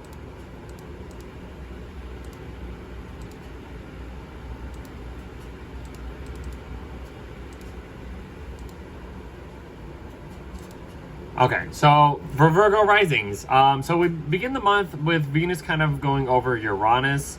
There's something sparking your maybe new interest when it comes to like how you want to express love, or something foreign has been kind of like, like drawing you closer to something that you really want or whatever. Or some type of higher educational information might feel a little exciting at this point. But then Venus, followed by Uranus, will enter your 10th house of Gemini. So for Venus going into your 10th house of Gemini, yeah, you're going to want to have a little bit, more respect in your public life. You might want to be a little bit more sociable in how you want to just kind of, put yourself out there if you're, or whatever. Any, like your reputations, you'll want to have like a more just kind of, it's another Mercury ruled sign, but it might be squaring any placements that you have in your first house, so that could be a little challenging in a way. But for the most part, I would just say you want to just have a more respectful kind of way of receiving this information, or just relating to other people. Kind of maybe want to have some type of fame, I would say, maybe when you're out in public or whatever, through your reputation. I don't know. But then Uranus goes into here. This is the kicker, guys. This is gonna like shake up your career life over the next like 7 years. So, but this is only the beginning. There's some type of liberation when it comes to Uranus too. So it's not just all chaotic like craziness. But yeah, maybe like you eventually shift up some type of career over the next 7 years. This is just introducing a new type of energy. There, like I said, like any structures or responsibilities or something to do with your public life will be shooken up in a way that really liberates you eventually. But even if it feels uncomfortable right now, because you're like, whoa, this is a new kind of energy, but I don't know, I would kind of just say be careful. But for the most part, it will kind of shake you out of some type of old routine when it comes to like your career, or whatever role or skills you want to learn will eventually pay off, I feel like, over time. So that could be exciting, guys, eventually. The next thing is Neptune is stationing retrograde in Aries in your 8th house, followed by Saturn. So this new idealistic perception, these new interests that might have been sparking your interest when it comes to like 8th house, like shared resources, psychological connections, something to do like, paying off debt in a way, or just like maybe you want to like refinance maybe like anything, or even if you're trying to like get some type of like home or mortgage or whatever, this will kind of introduce some new type of way, and you'll have to like adjust and work a little harder to reach those goals. I mean, you have Saturn here, which is basically giving you that hard work, disciplinedness that you need to provide in order to reach those goals. So these planets will eventually go back in your 7th house to kind of finish unfinished business.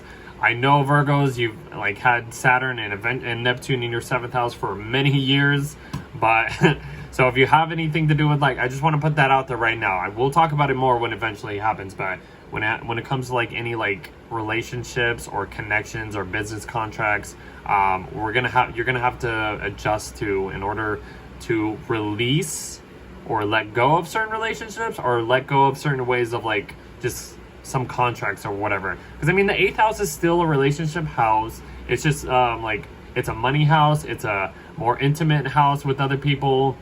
So it's all about inheritance as well. So I mean, just to kind of put that out there. So that's in the background as well. The next big thing happening is the full moon in Capricorn. This is just, peak point of the month. You're being illuminated to something in your 5th house, which is all about, like creativity, something to do with children, your creative hobbies, inspirations, passions. The sun's in your 11th house, kind of just focusing on groups of people, maybe your community, like community services, or just providing, connecting with a bunch of people in order to provide whatever is needed for that, a protectiveness in a way, a nurturing kind of energy. But then the moon over here is reflecting all that stuff up, showing you in order to, I guess, have all these things that you need, we need to maybe adjust to new ways of like performing for your community. I don't know, it's kind of weird, but like there's certain things that you need to maybe look at when it comes to like your inspirations, your bucket list, even if it kind of feels uncomfortable if you have to present something. But there's like you'll have to figure out some type of balance in a way. So that's what I would say about that. And then Saturn stations retrograde, like I mentioned, in your 8th house. So these new ways of like becoming disciplined, mature. When it comes to like 8th house themes, shared resources, transformation stuff, death rebirth situations in a way, psychological connections, all that stuff will eventually have to be adjusted. And then Mercury, your ruler, goes retrograde in your 12th house. And when I mentioned for Gemini, because it's also ruled by Mercury, whenever your ruler stations retrograde or goes in retrograde, you kind of get this offline feeling in a way, because your ruler is not direct. It is like at a standstill, it is shifting, it is going backwards in a way. So things to do with like your 12th house, like the subconscious, world, behind the scenes, your dreams, anything to do with like mental health will have to be adjusted. So I would recommend to just kind of stay low key when it comes to like information. Don't be out there, or kind of follow some type of like spiritual guides just to kind of help you renew or readjust, anything to do with redo, readjust, organize, I would say, when it comes to like that kind of stuff. So what is happening next? Then the sun goes into your 12th house as well, and then you also have a new moon happening as well. So a lot of things towards the end of July is focusing on this 12th house energy or house for you guys, Virgo. So a lot of things are being renewed. Yes, the sun is in its home sign of Leo, but it's also kind of ending old cycles before it gets into your 1st house by next month, which should feel a lot better because Mercury is going to station direct in August. You're going to have the sun go into your 1st house, providing more energy, like a fresh new energy to your outlook and just your personality in general. So even if having Mars going through your 1st house has been felt a little difficult, It'll get into Libra and whatever, but then the sun will come in here to give you a little boost of energy. So, and then Venus, then you have the new moon refreshing all of that stuff, I should say. And then you have Venus going into your 11th house of Cancer to just bring some ease when it comes to like groups of people, being a part of a group of people, caring for, you know, I feel like nurturing and caring, or like providing some protection when it comes to like friendships could really give you the best out of this transit, I would say. So enjoy that. There will be more opportunities happening. You have Jupiter in one of its favorite houses and its favorite sign. So this is like, I feel like Virgo risings are going to be getting the most out of this Jupiter and Cancer transit. So take advantage of this. So yeah, that is it. We'll see you in the next video.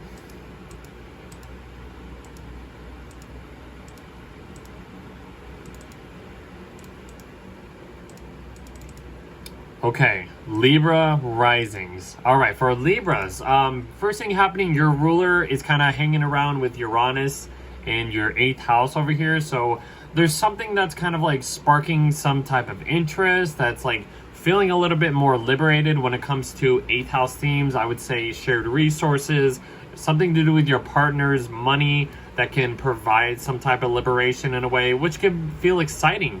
So take advantage of that. Let's see. And then she basically goes into Gemini, followed by Uranus going into Gemini. So they're both entering your 9th house, which I feel like could be really exciting, especially having Uranus here. Venus going into your 9th house in Gemini. You're going to want to value like some social, like social interactions when it comes to like foreign people, or like some type of, if you're learning something like foreign languages will be really interesting at this point, or just like expanding some type of just expanding your relationships in a way, like meeting new people that have like different backgrounds from you, like different cultures or whatever, could feel like exciting, and like you're like, ooh, I want to relate to that kind of stuff. I mean, even just like higher education, information, and all that stuff could be exciting. Same with Uranus. I mean, this is going to bring some type of new electrifying like energy that's going to feel like, I would say, just exciting in general. Like this is going to like expand your horizons in a way, expand your consciousness. Uranus is unpredictable. It can be volatile and chaotic, but for the most part, it is trying to liberate you from old stagnant routines, I should say. But yeah, like 9th house, traveling, long distance traveling, foreign cultures. If you're into religion, that could be exciting, whatever. Probably not, but your principles, your philosophies are going to be like shooken up, and like just you're going to discover so much when it comes to this Uranus traveling through your 9th house of Gemini. This is only the beginning, so it'll eventually get here by next year and stay here for like 7 years. So yeah, there's gonna be this is gonna be exciting for you, Libra risings, I swear. So Neptune's stationing retrograde. I'm like, what's happening next? I'm like all over the place. Neptune and Saturn eventually are going to be stationing retrograde. We have Neptune here first. They're in your 7th house. So, I mean, you've been kind of introduced to this new energy when it comes to like, relationships in general. You have this like new idealistic perception when it comes to like, I guess when it comes to like connecting with your relationships, or these any business contracts or whatever that you want to like kind of like, I don't know, there's like some spiritual connections here when it comes to like relationships or contracts, or just partnerships and marriages or something like that. But then having Saturn here, there might be this more responsibleness when it comes to like your relationships. You might feel like it's a little heavy, maybe dealing with relationships. This will eventually be here, start to eventually play out more by next year. But this is giving you a little new energy when it comes to like your relationships. Your relationships are gonna have to, you're gonna have to get a little bit more serious when it comes to like these other people, and your long-term goals, or just partnering up with people. If you are planning on getting married, this could be a really like serious time to like focus on that. But yeah, commitments in general gonna be a huge deal. We'll talk a little bit. I mean, that's basically it. I mean, Saturn is stationing at this point, so I mean, okay. So the next big thing is this full moon in Capricorn, basically, and then like right after that, Saturn stations retrograde. So the full moon in Capricorn is happening in your 4th house. So you have the sun focusing, putting all of its energy in this public space for you. Maybe putting that extra hours into your career just to provide this this structured way of living, maybe just taking care of responsibilities for the most part. Having the moon over here opposite in your 4th house is reflecting all of this stuff. So I mean, yeah, the moon's in its detriment in Capricorn. It might feel kind of uncomfortable and a little bit serious when it comes to like taking care of your home life, in order for like your work home life to be like in top shape. So you might have to balance something out in a way, even if things kind of feel a little uncomfortable at this point. It's just showing you there's certain things that need to be, I guess, adjusted or balanced out before things really kind of settle down, I guess you could say. I don't know, a lot of things happening in your like 10th house and your 4th house over here. It's just reflecting all this stuff. So I mean, it'll pass. Then Saturn stations retrograde. Like I said, this is as far as Saturn's gonna go. They're both gonna end up going back in your 6th house, so just kind of prepare for that. We'll get to that later on this year.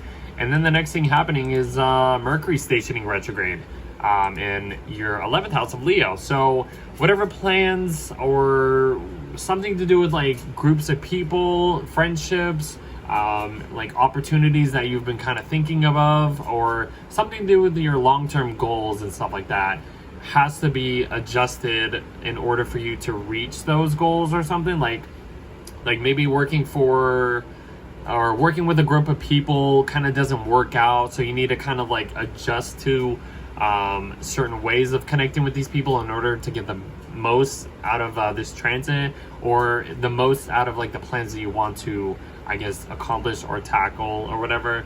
So, but this is going to be over the summer. You're going to have to readjust to certain things. So this is just the beginning. And then you got the sun, and followed by the new moon happening in this 11th house for you of Leo. So yeah, I mean, the sun's going into its home sign of Leo, giving you that vital energy. Your energy is going to be focused on like groups of people, being a part of others, like all of this groups of people, and like community-based stuff is gonna have to be focused on this time. You're gonna have to readjust to certain things. Mercury retrograde in the 11th house, and then there's a new moon happening here to refresh any certain things in order for things to, I guess, play out better in a way. So that's kind of like what's going on in your 11th house here. So yeah, and then after that, I think it's just Venus going into your 10th house of, hold on. Venus enters your 10th house of Cancer. So what I like to say about Venus and Cancer is you want to receive like respect in your public life. Having it in Cancer, I feel like you're gonna have the desire for more emotional connections or emotional respect. You have the benefics in your 10th house, so I mean, other than everything else, like this could feel enjoyable for the most part when you are in public, or just doing stuff in your career, or the role you were playing, the actions, your reputation could feel really enjoyable for the most part. So I don't see anything really like bad happening here, but yeah, that's kind of like how we end the month for you guys. So we'll see you in the next episode.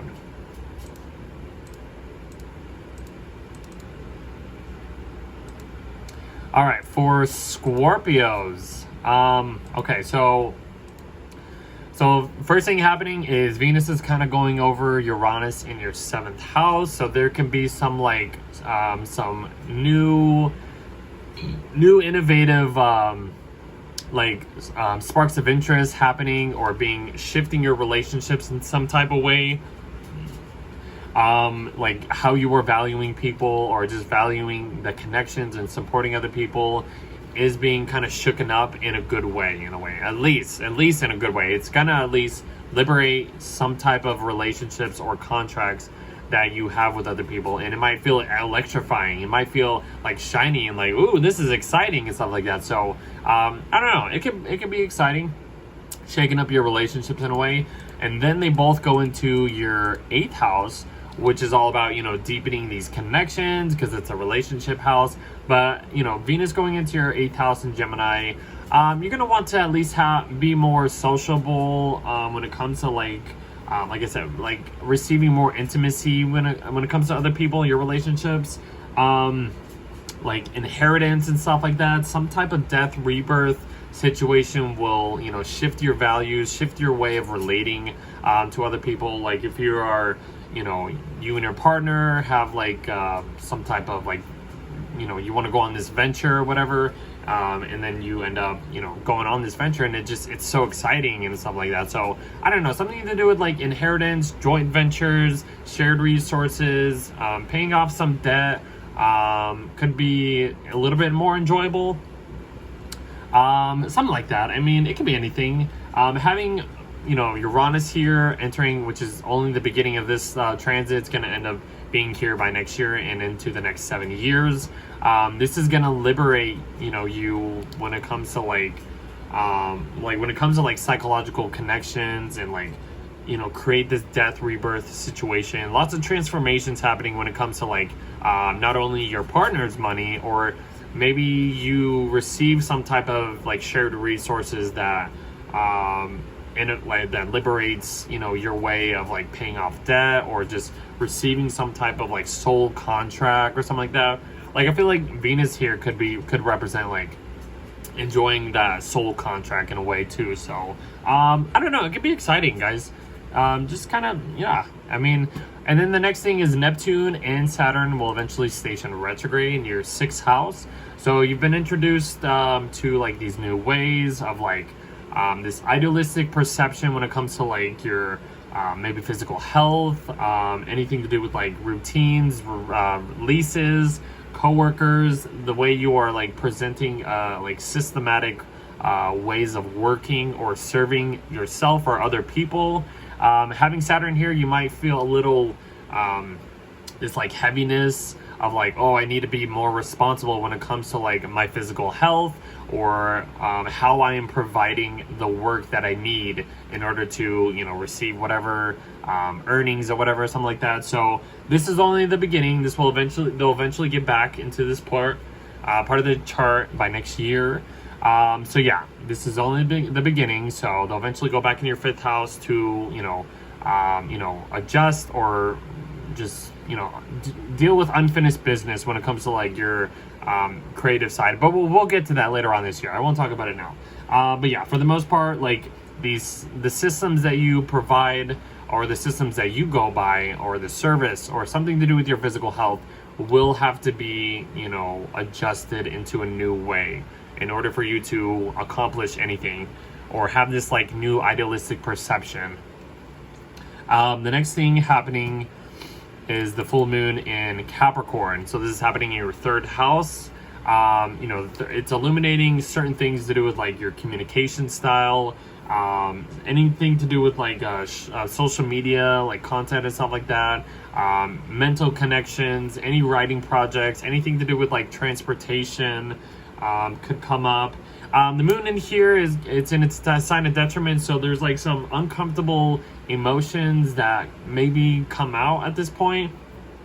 The sun is over here in your 9th house, is like, you know, trying to focus on expanding your horizons and all that kind of stuff, expanding this higher consciousness. But then there's like adjustments that you maybe need to learn before you can understand like what is happening here. I would say, I guess, I don't know, it could be anything, but like maybe something to do with like your siblings or relatives, or you might have to like balance this this lower consciousness mind and the higher consciousness mind out. I don't know, like it's something to do with like learning, traveling, I don't know, something to do with that. But yeah, okay, so the next big thing is that's when Saturn is stationing retrograde in your sixth house. So the responsibilities that you have been introduced to, the way you need to be disciplined is, you know, okay, this is as far as we're being introduced. So now we're going to have to do the behind the scenes work in a way.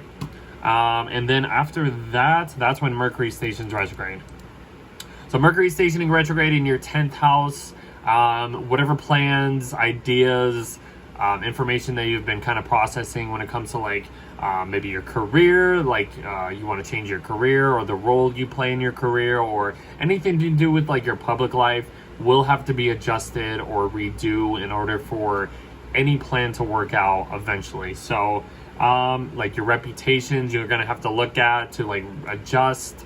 I don't know, it could be anything about this. So we'll talk more about it as we get into like next month and kind of see how the results, you know, play out.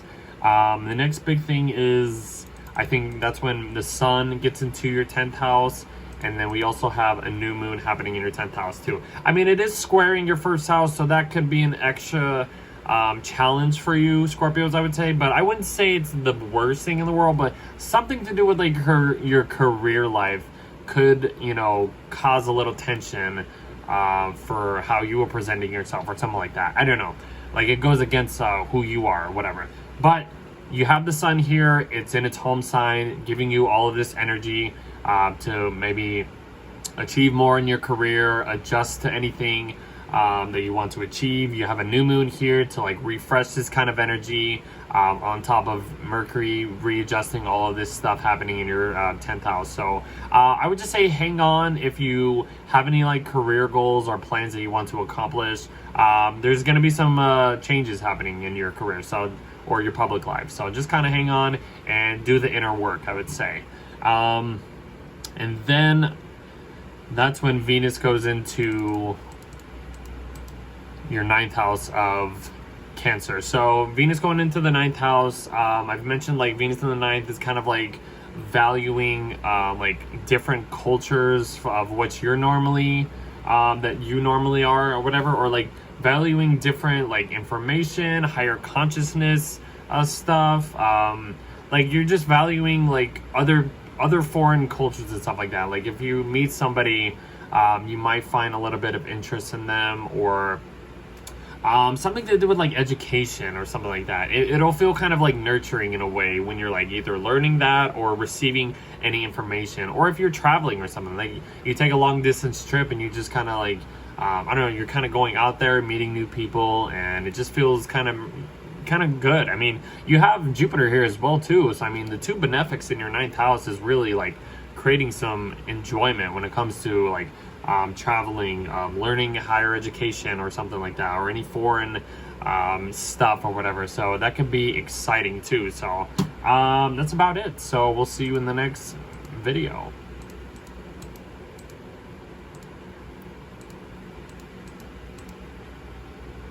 All right, Sagittarius. All right, Sagittarius rising. I'm with you. I say it every time. What's good? We're like the best. I'm just kidding. So yeah. So Sag rising. So the first thing happening is Venus is kind of going over Uranus over here in our 6th house before they both shift into our 7th house of Gemini. But there's some type of like electrifying, like something that's like sparking some interest when it comes to like maybe our workspace, our ways of servicing other people. There's like some innovation in a way, kind of mixing up in a way we want to value this stuff. So this could be exciting in a way, like something to do with like leases, routines, coworkers, physical health, like taking care of something, like maybe something, you know, our physical health like ends up, you know, we find something that liberates us in a way, and it's like, oh, now we feel a little bit more, you know, I guess better to operate in a way. So that's exciting. But then they go into our 7th house of Gemini. This is going to be kind of exciting, but like yes, Gemini is our opposite sign, so we have that oppositional force. But for the most part, I would say for Venus going into our 7th house of Gemini, we're going to want to, you know, value more social connections, bring a little bit more ease to when we come to like any contracts, just any relationships in general, partnerships, you know, committing to other things, just supporting other people in general. It could be exciting. Having Uranus here, I mean, this is only the beginning. Uranus will eventually go back into, you know, Taurus in the 6th house, and then it'll come back into the 7th house of Gemini in next April. So, and then it'll stay there for like 7 years. So our relationships are going to be shifted in the most like probably unpredictable ways possible, you know. So it could be exciting, it could be kind of terrifying, but Uranus is about liberation, so I would kind of lean towards the excitement instead of the scarcity of it. But yeah, this is gonna just spark some new interest when it comes to, like, you know, our relationships. Some type of innovation or inventiveness will come out of this transit. So yeah, I don't know, it's gonna be interesting. Like, partnering up with people, relationships could feel exciting, just all over the place. I don't know. We can talk more about this once it fully gets into it, but this is a really exciting transit, I would say. The next thing happening is Neptune is stationing retrograde in our 5th house, followed by Saturn. So like this is as far as these planets are going to get in our 5th house. But this idealistic perception that we've been kind of introduced to since Neptune's been in here has been really just exciting, and like kind of like sparking more passionate energies when it comes to like our creative side, like any like creative hobby or something like that. It's been like we've been kind of like introduced to like new ways of like, ooh, I didn't know I can do that in my hobby or in my self-expressions, and it's just like, ooh, that's kind of interesting. But we also have Saturn here, so I mean, we have this like heaviness to be more disciplined when it comes to like this like maybe you know working on our hobbies or something like that, or how we are performing anything or whatever. So we kind of have this like, we need to be more disciplined when it comes to this stuff. Whenever these planets get fully into this part of our chart by next year, we'll have this, you know, knowing of like, okay, yeah, we were introduced to this, but now we need to apply the actual hard work in order for us to get the earnings and stuff like that. So that could be exciting. Eventually, I mean, yes, Saturn's in its sign of fall. It could really limit these Aries, you know, initiative, like immediate results, kind of results that we want. But we're gonna have to take our time and over time, because it needs to build, like have like a slow build up over this time. So the next big thing is this full moon happening in the sign of Capricorn, which is in our 2nd house, I should say. So something to do with like our financial earnings, our savings. We are being illuminated to this part of our chart. Excuse me. And like, we're gonna have to maybe either adjust to certain ways, because the moon is in detriment in the sign of Capricorn. It's a more serious vibe to it when it's in Capricorn. But yeah, I mean, and this is when Saturn's stationing retrograde. So I mean, Saturn's ruling this full moon in Capricorn, giving a little extra layer of like, we need to be more disciplined when it comes to like our money, our resources, what we actually need. The 5th house can represent a money house as well, so it's kind of interesting. And then the sun's over here in our 8th house of like shared resources, shared finances, our partner's money if we have a partner, psychological connections, intimacy, refinancing, soul contracts, all that kind of stuff. But then it's like, that's what the sun is showing us, like where we're at now. But then it's just like, how do we adjust to all that stuff when it comes to our personal like personal income, personal security, and stuff like that? So that's kind of what I would say. Find that balance in a way. And then, like I said, that's when Saturn's stationing retrograde in our 5th house. So this is as far as Saturn's going to go. Then we're going to have to at least adjust and do the inner work before we can fully get into this new energy. And then after that, I think that's when Mercury is stationing retrograde in our 9th house. So Anything to do with like any plans or any information that we have been processing since Mercury's been in our 9th house of Leo, when it comes to like traveling, teaching, publishing, learning any like foreign cultures, or like just, I don't know, anything to do with like our philosophies, principles, truths. We're gonna have to adjust to a certain way, you know, even if you're traveling at this point and you know, you want to kind of go out there and then there's some type of delay or something like that, or maybe you do some traveling and then you come back and then you're just like, you know what, I need to, you know, redo certain plans in order to reach these goals or something. I don't know. It could be anything, like legal matters if you have to deal with any of that, higher educational like interests, or not interests, like courses or whatever. A lot of stuff is happening in our higher consciousness kind of vibe area. So we'll figure out all the results eventually by next month when he stations direct. But let's see, what's the next thing happening? That's when the sun is going into our 9th house of Leo, shining a light, giving us all of this energy, like this vital energy when it comes to like all these 9th house themes, which is gonna like give us that fire energy because it's Leo and it's in the sign that the house that represents Sagittarius. So a lot of Sagittarius kind of energy by the time we get to Leo season, I would say. But yeah, traveling, higher education, teaching, publishing, all this stuff. It's going to be the focus, but also we're going to have to readjust to certain things when it comes to that stuff because of the Mercury retrograde. And then there's a new moon to refresh all of that on top of everything that's going on. So, and then after that, I think that's when Venus gets into Cancer. So let me do this real quick. So Venus shifts into our 8th house with Jupiter. So, I mean, yeah, I mean, having Jupiter here and Venus, the two benefics in our 8th house, should make things a little easier, a little, you know, kind of nice in a way. I mean, it's in Cancer, so there's this like nurturing, protectiveness, just emotional connection, like when it comes to like our like relationships or whatever, because the 8th house is like a deeper, like a deepening kind of energy to these relationships. Or we're gonna start to want to value any like any death, rebirth, inheritance, or death, rebirth situations that maybe leads to some inheritance in a way, like shared resources, shared finances and stuff like that, psychological connections, soul contracts, all that kind of stuff. A lot of stuff happening in this 8th house eventually. So yeah, I think that's about it. So yeah. We'll see you guys in the next video.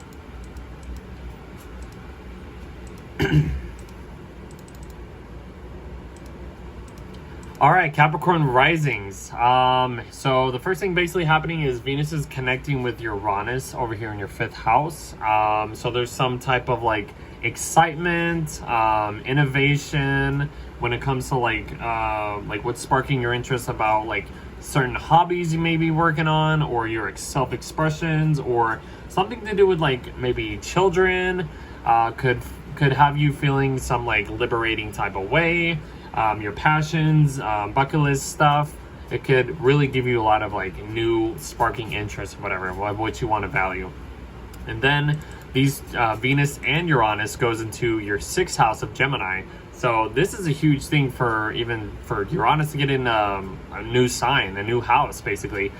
Venus entering your 6th house of Gemini, you're going to want to have a lot more, I would say, lightheartedness or social connections when it comes to like maybe coworkers, or how you are serving other people, or doing systematic ways or systematic routines in order to provide what you need and what you can receive out of that. So something to do with like your physical health.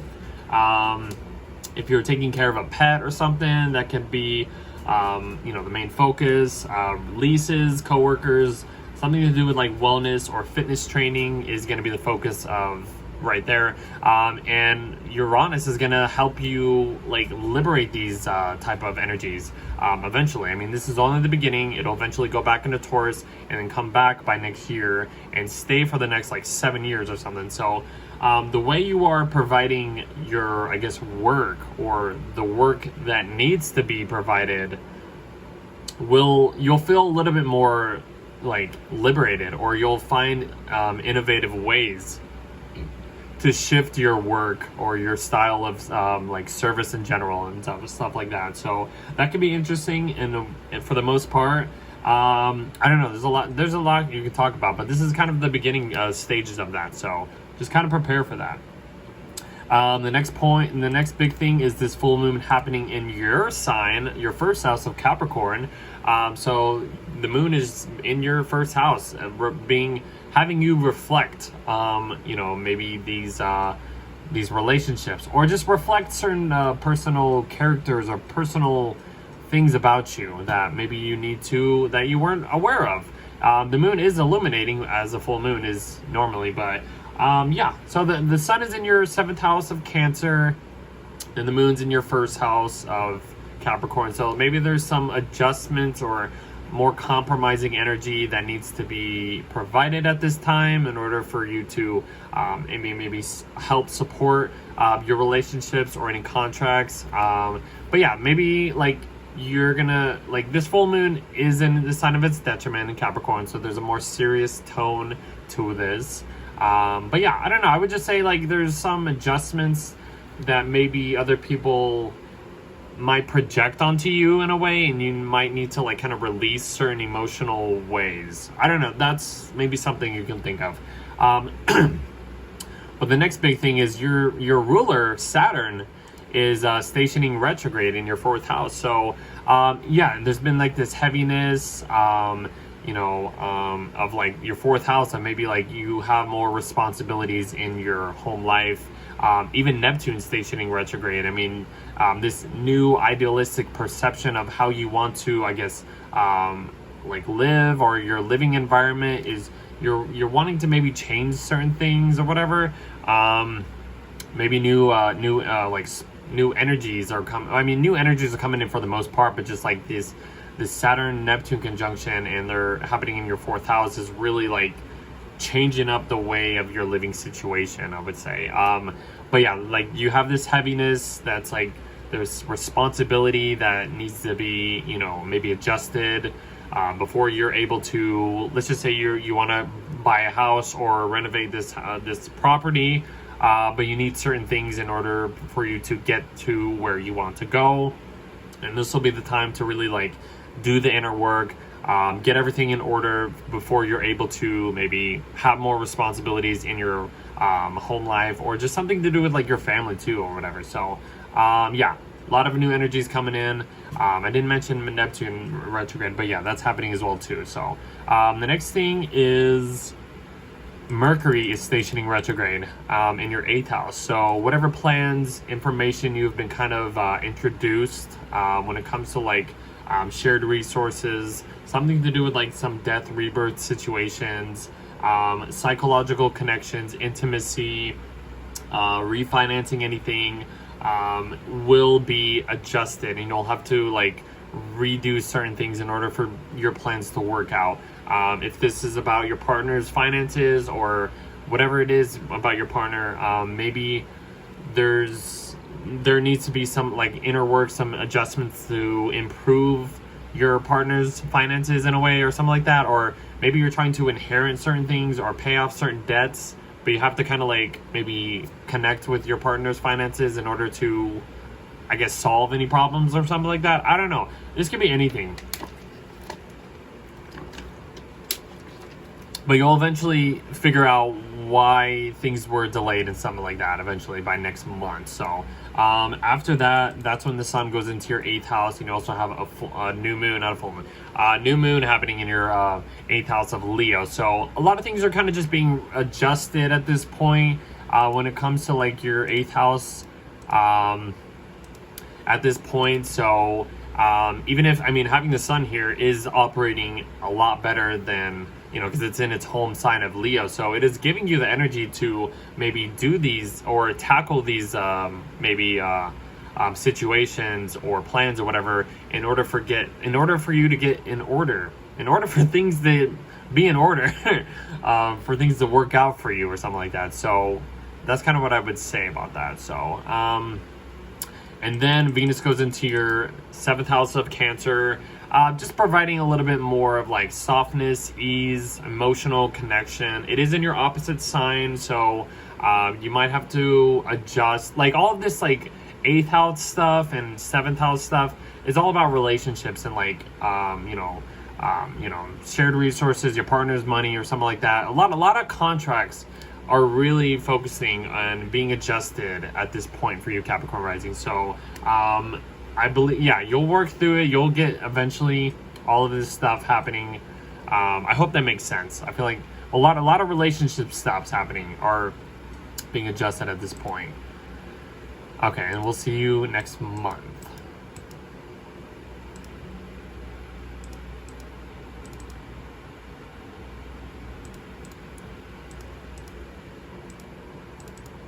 Okay, Aquarius rising. So first thing happening is Venus is going over Uranus in your 4th house. So there's some type of like innovative, kind of electrifying feeling happening in your 4th house or your private life that kind of sparks some sparks new interest or sparks a little bit of freedom in a way you're in your home life or whatever, I would say. That can be kind of exciting. It could be anything. But then Venus and Uranus are gonna start moving into your 5th house. Uranus is gonna only be here for a little bit, but this is a huge deal. This is like a 7-year transit that's gonna be over time. So but having Venus coming into your 5th house, it's in, Venus loves to be in the 5th house. She finds her joy here. It's in an air sign. It's like trining your 1st house of Aquarius. So there's a lot of like social connections happening and a lot of enjoyment, I would say.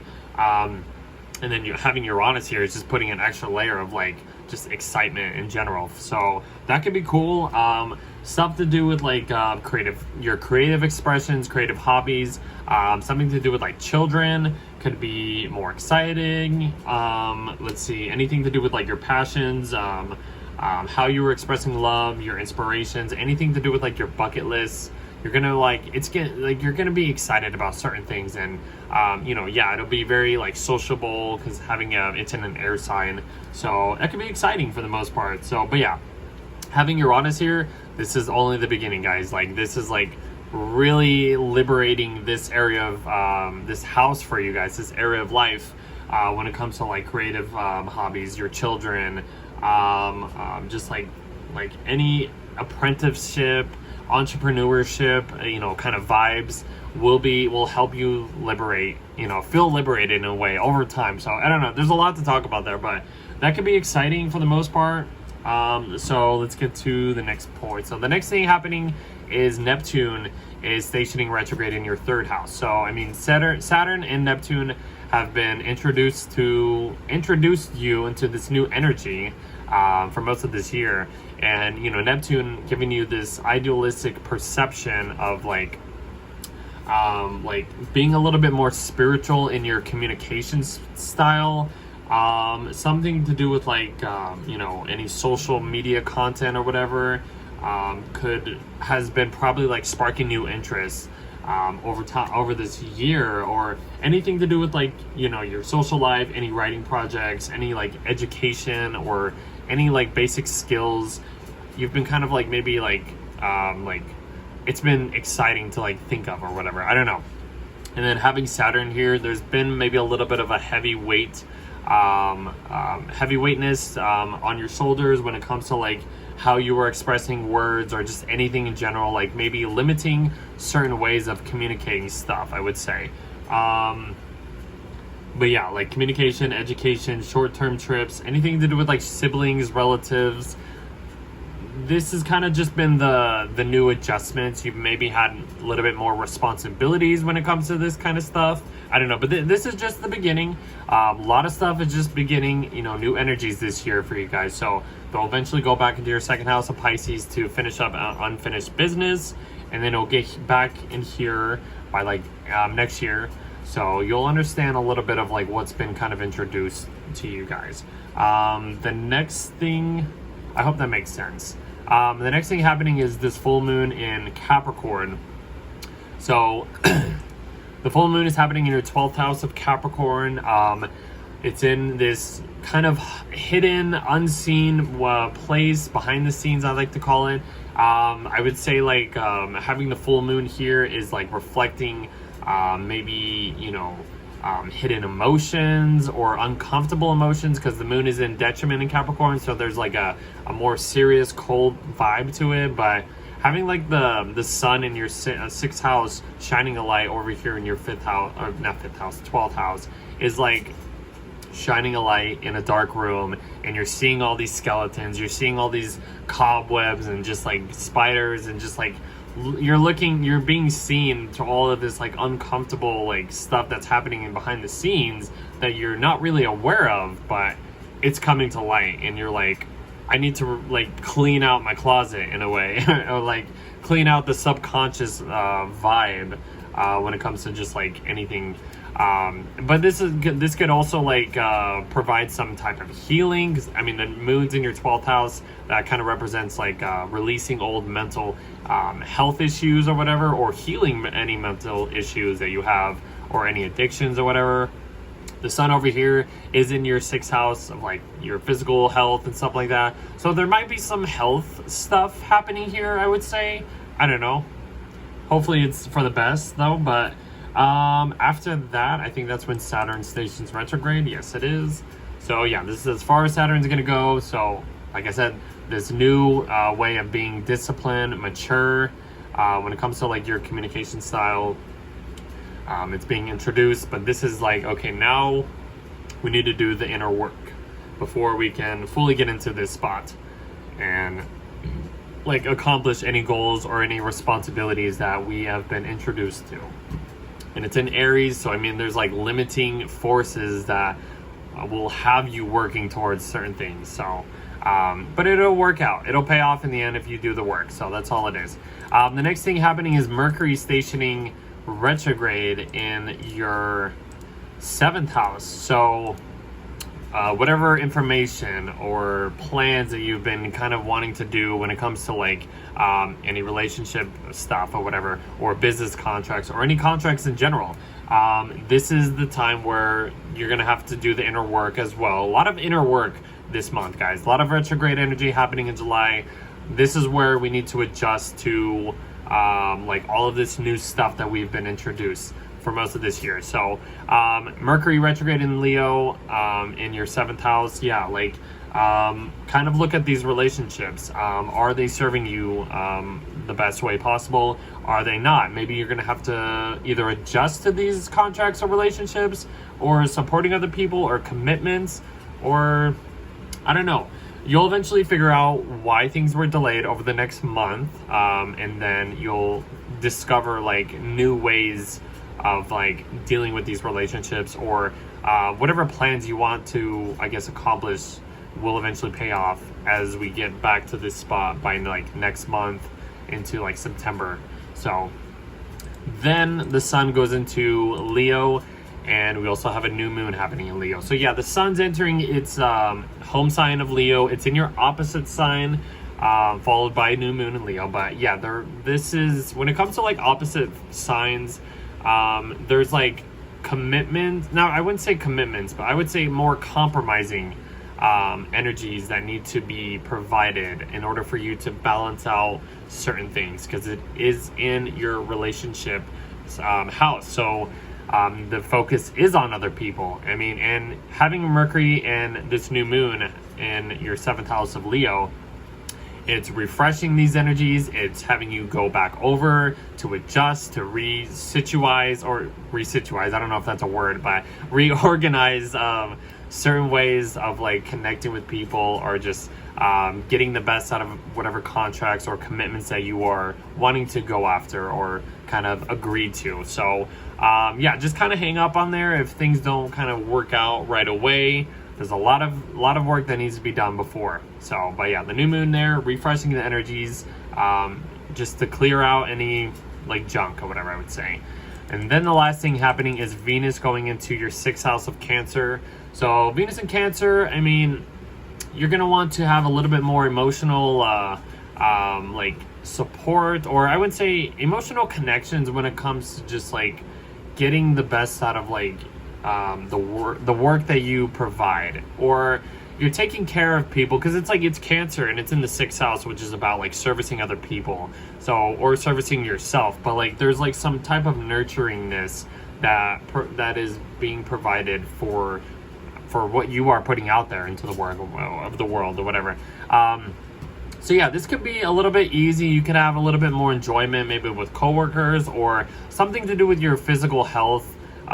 You'll want to be more in tune and taking care of like yourself like that. So you also have Jupiter here as well. So this is giving you an extra more benefits out of like your work and just like your health in general too. So your health could improve over this year having that there. So that is it. I will see you in the next video. And then we get to Pisces. Okay, hold on. This is where, hold on.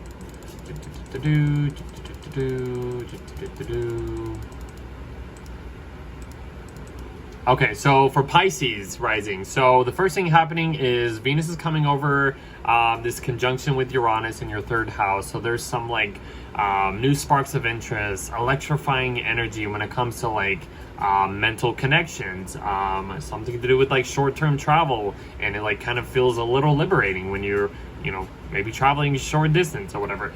Anything to do with like writing projects, transportation, education, social media content, and all that stuff could feel very exciting at this point, and it could liberate you in some ways.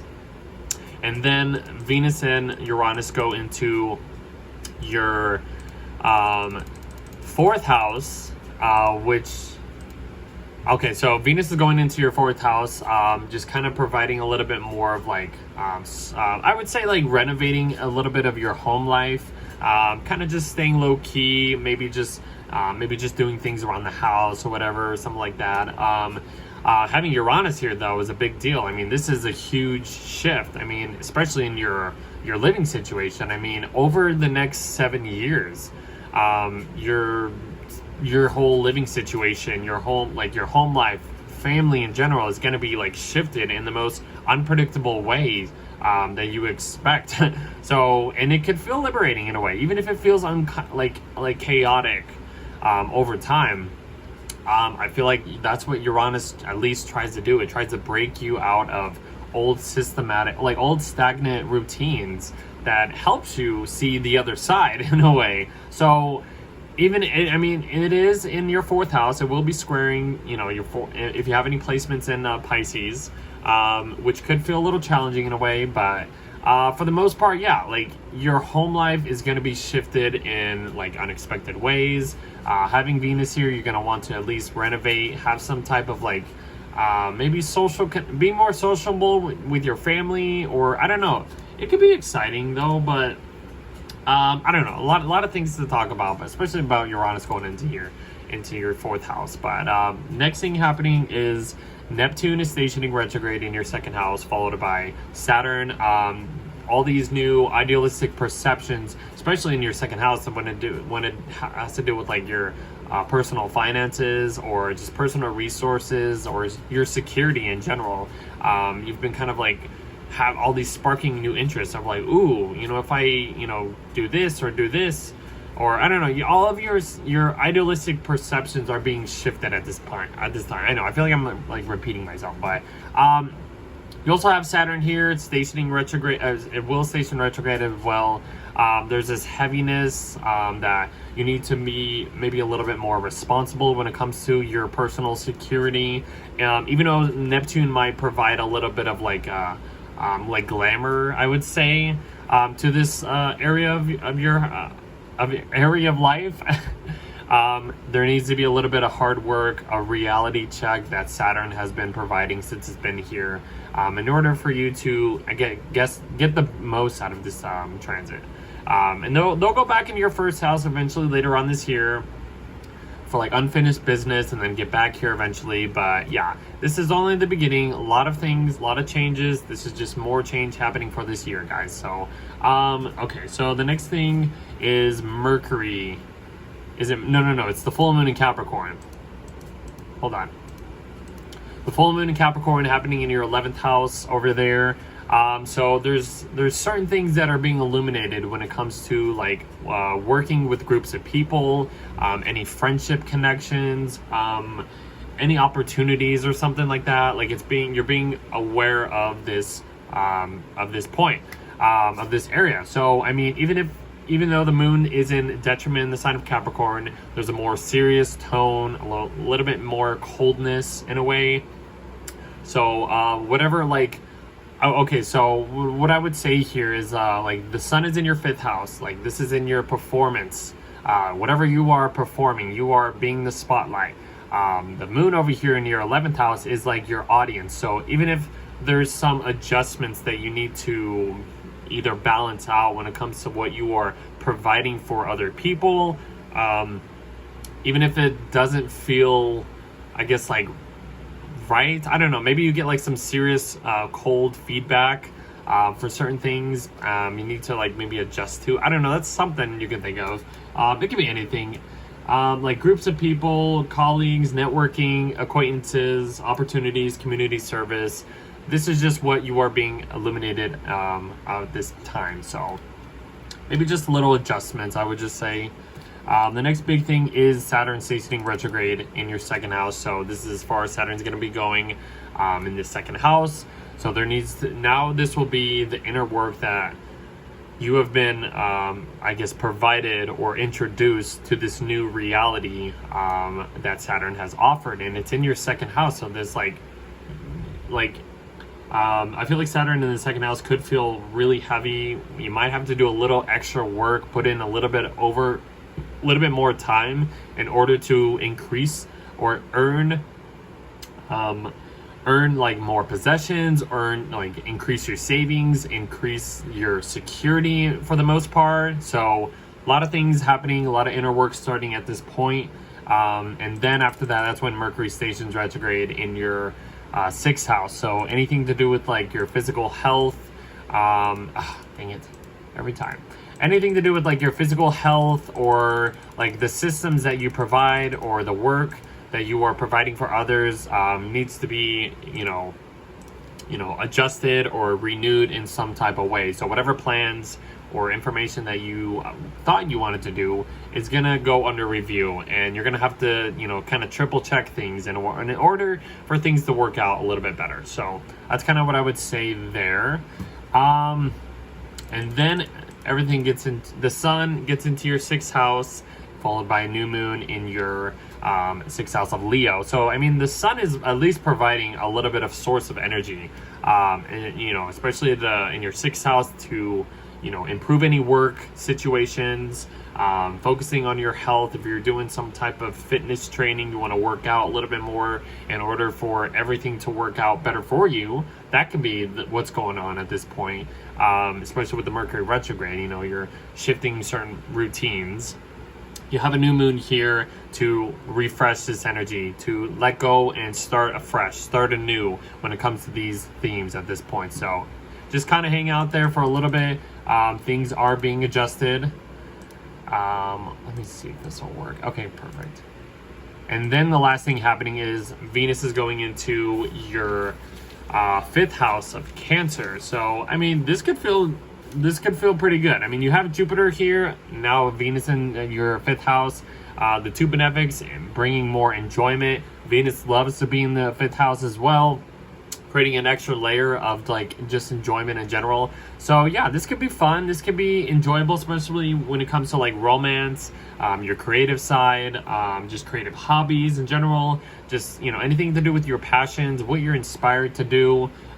This could be a little bit like just it could like fulfill you emotionally, I would say. So yeah, I mean, that's kind of how we end the month, guys, too. So hopefully you guys enjoyed that. That was a really interesting talk, really interesting month we are entering for July. I am so excited about this month, even though there's a lot of like retrograde energies, but it's like whatever. I mean, there's certain things that we need to kind of get through in order for things to work out. So there's like, especially when it comes to like these outer planets, it's like, oh, we're introduced to these new, these new energies, these new chapters. But it's like, before we get there, we need to do the inner work. We need to let go of certain things. We need to improve our situations in order for things to work out for better for us and for other people and stuff like that. So yeah, I mean, 2025 is the year of change, especially once we get to July, having Uranus, the last outer planet out of all these planets, outer planets moving signs, changing signs. So it'll eventually create some new type of reality, new world we're basically leaving and being introduced to, especially when we get to 2026. That is when everything officially kind of, begins at this point. So yeah, so that's kind of it. Please like, share, subscribe. I hope you guys enjoyed this video as much as I did. Thank you for being here. Subscribe to my Patreon, Spotify, YouTube. Follow me on Instagram, TikTok, any of that stuff. Yeah, that's kind of where I do most of my work. So I think I'll leave you with that. Check out the merch. A lot of new merch is coming out in July. New merch within the next couple months. New merch is happening. New sales. A lot of new stuff happening out there, just to put the announcements out there. But yeah, so this is about it. So yeah, I will see you in August, guys. Take care.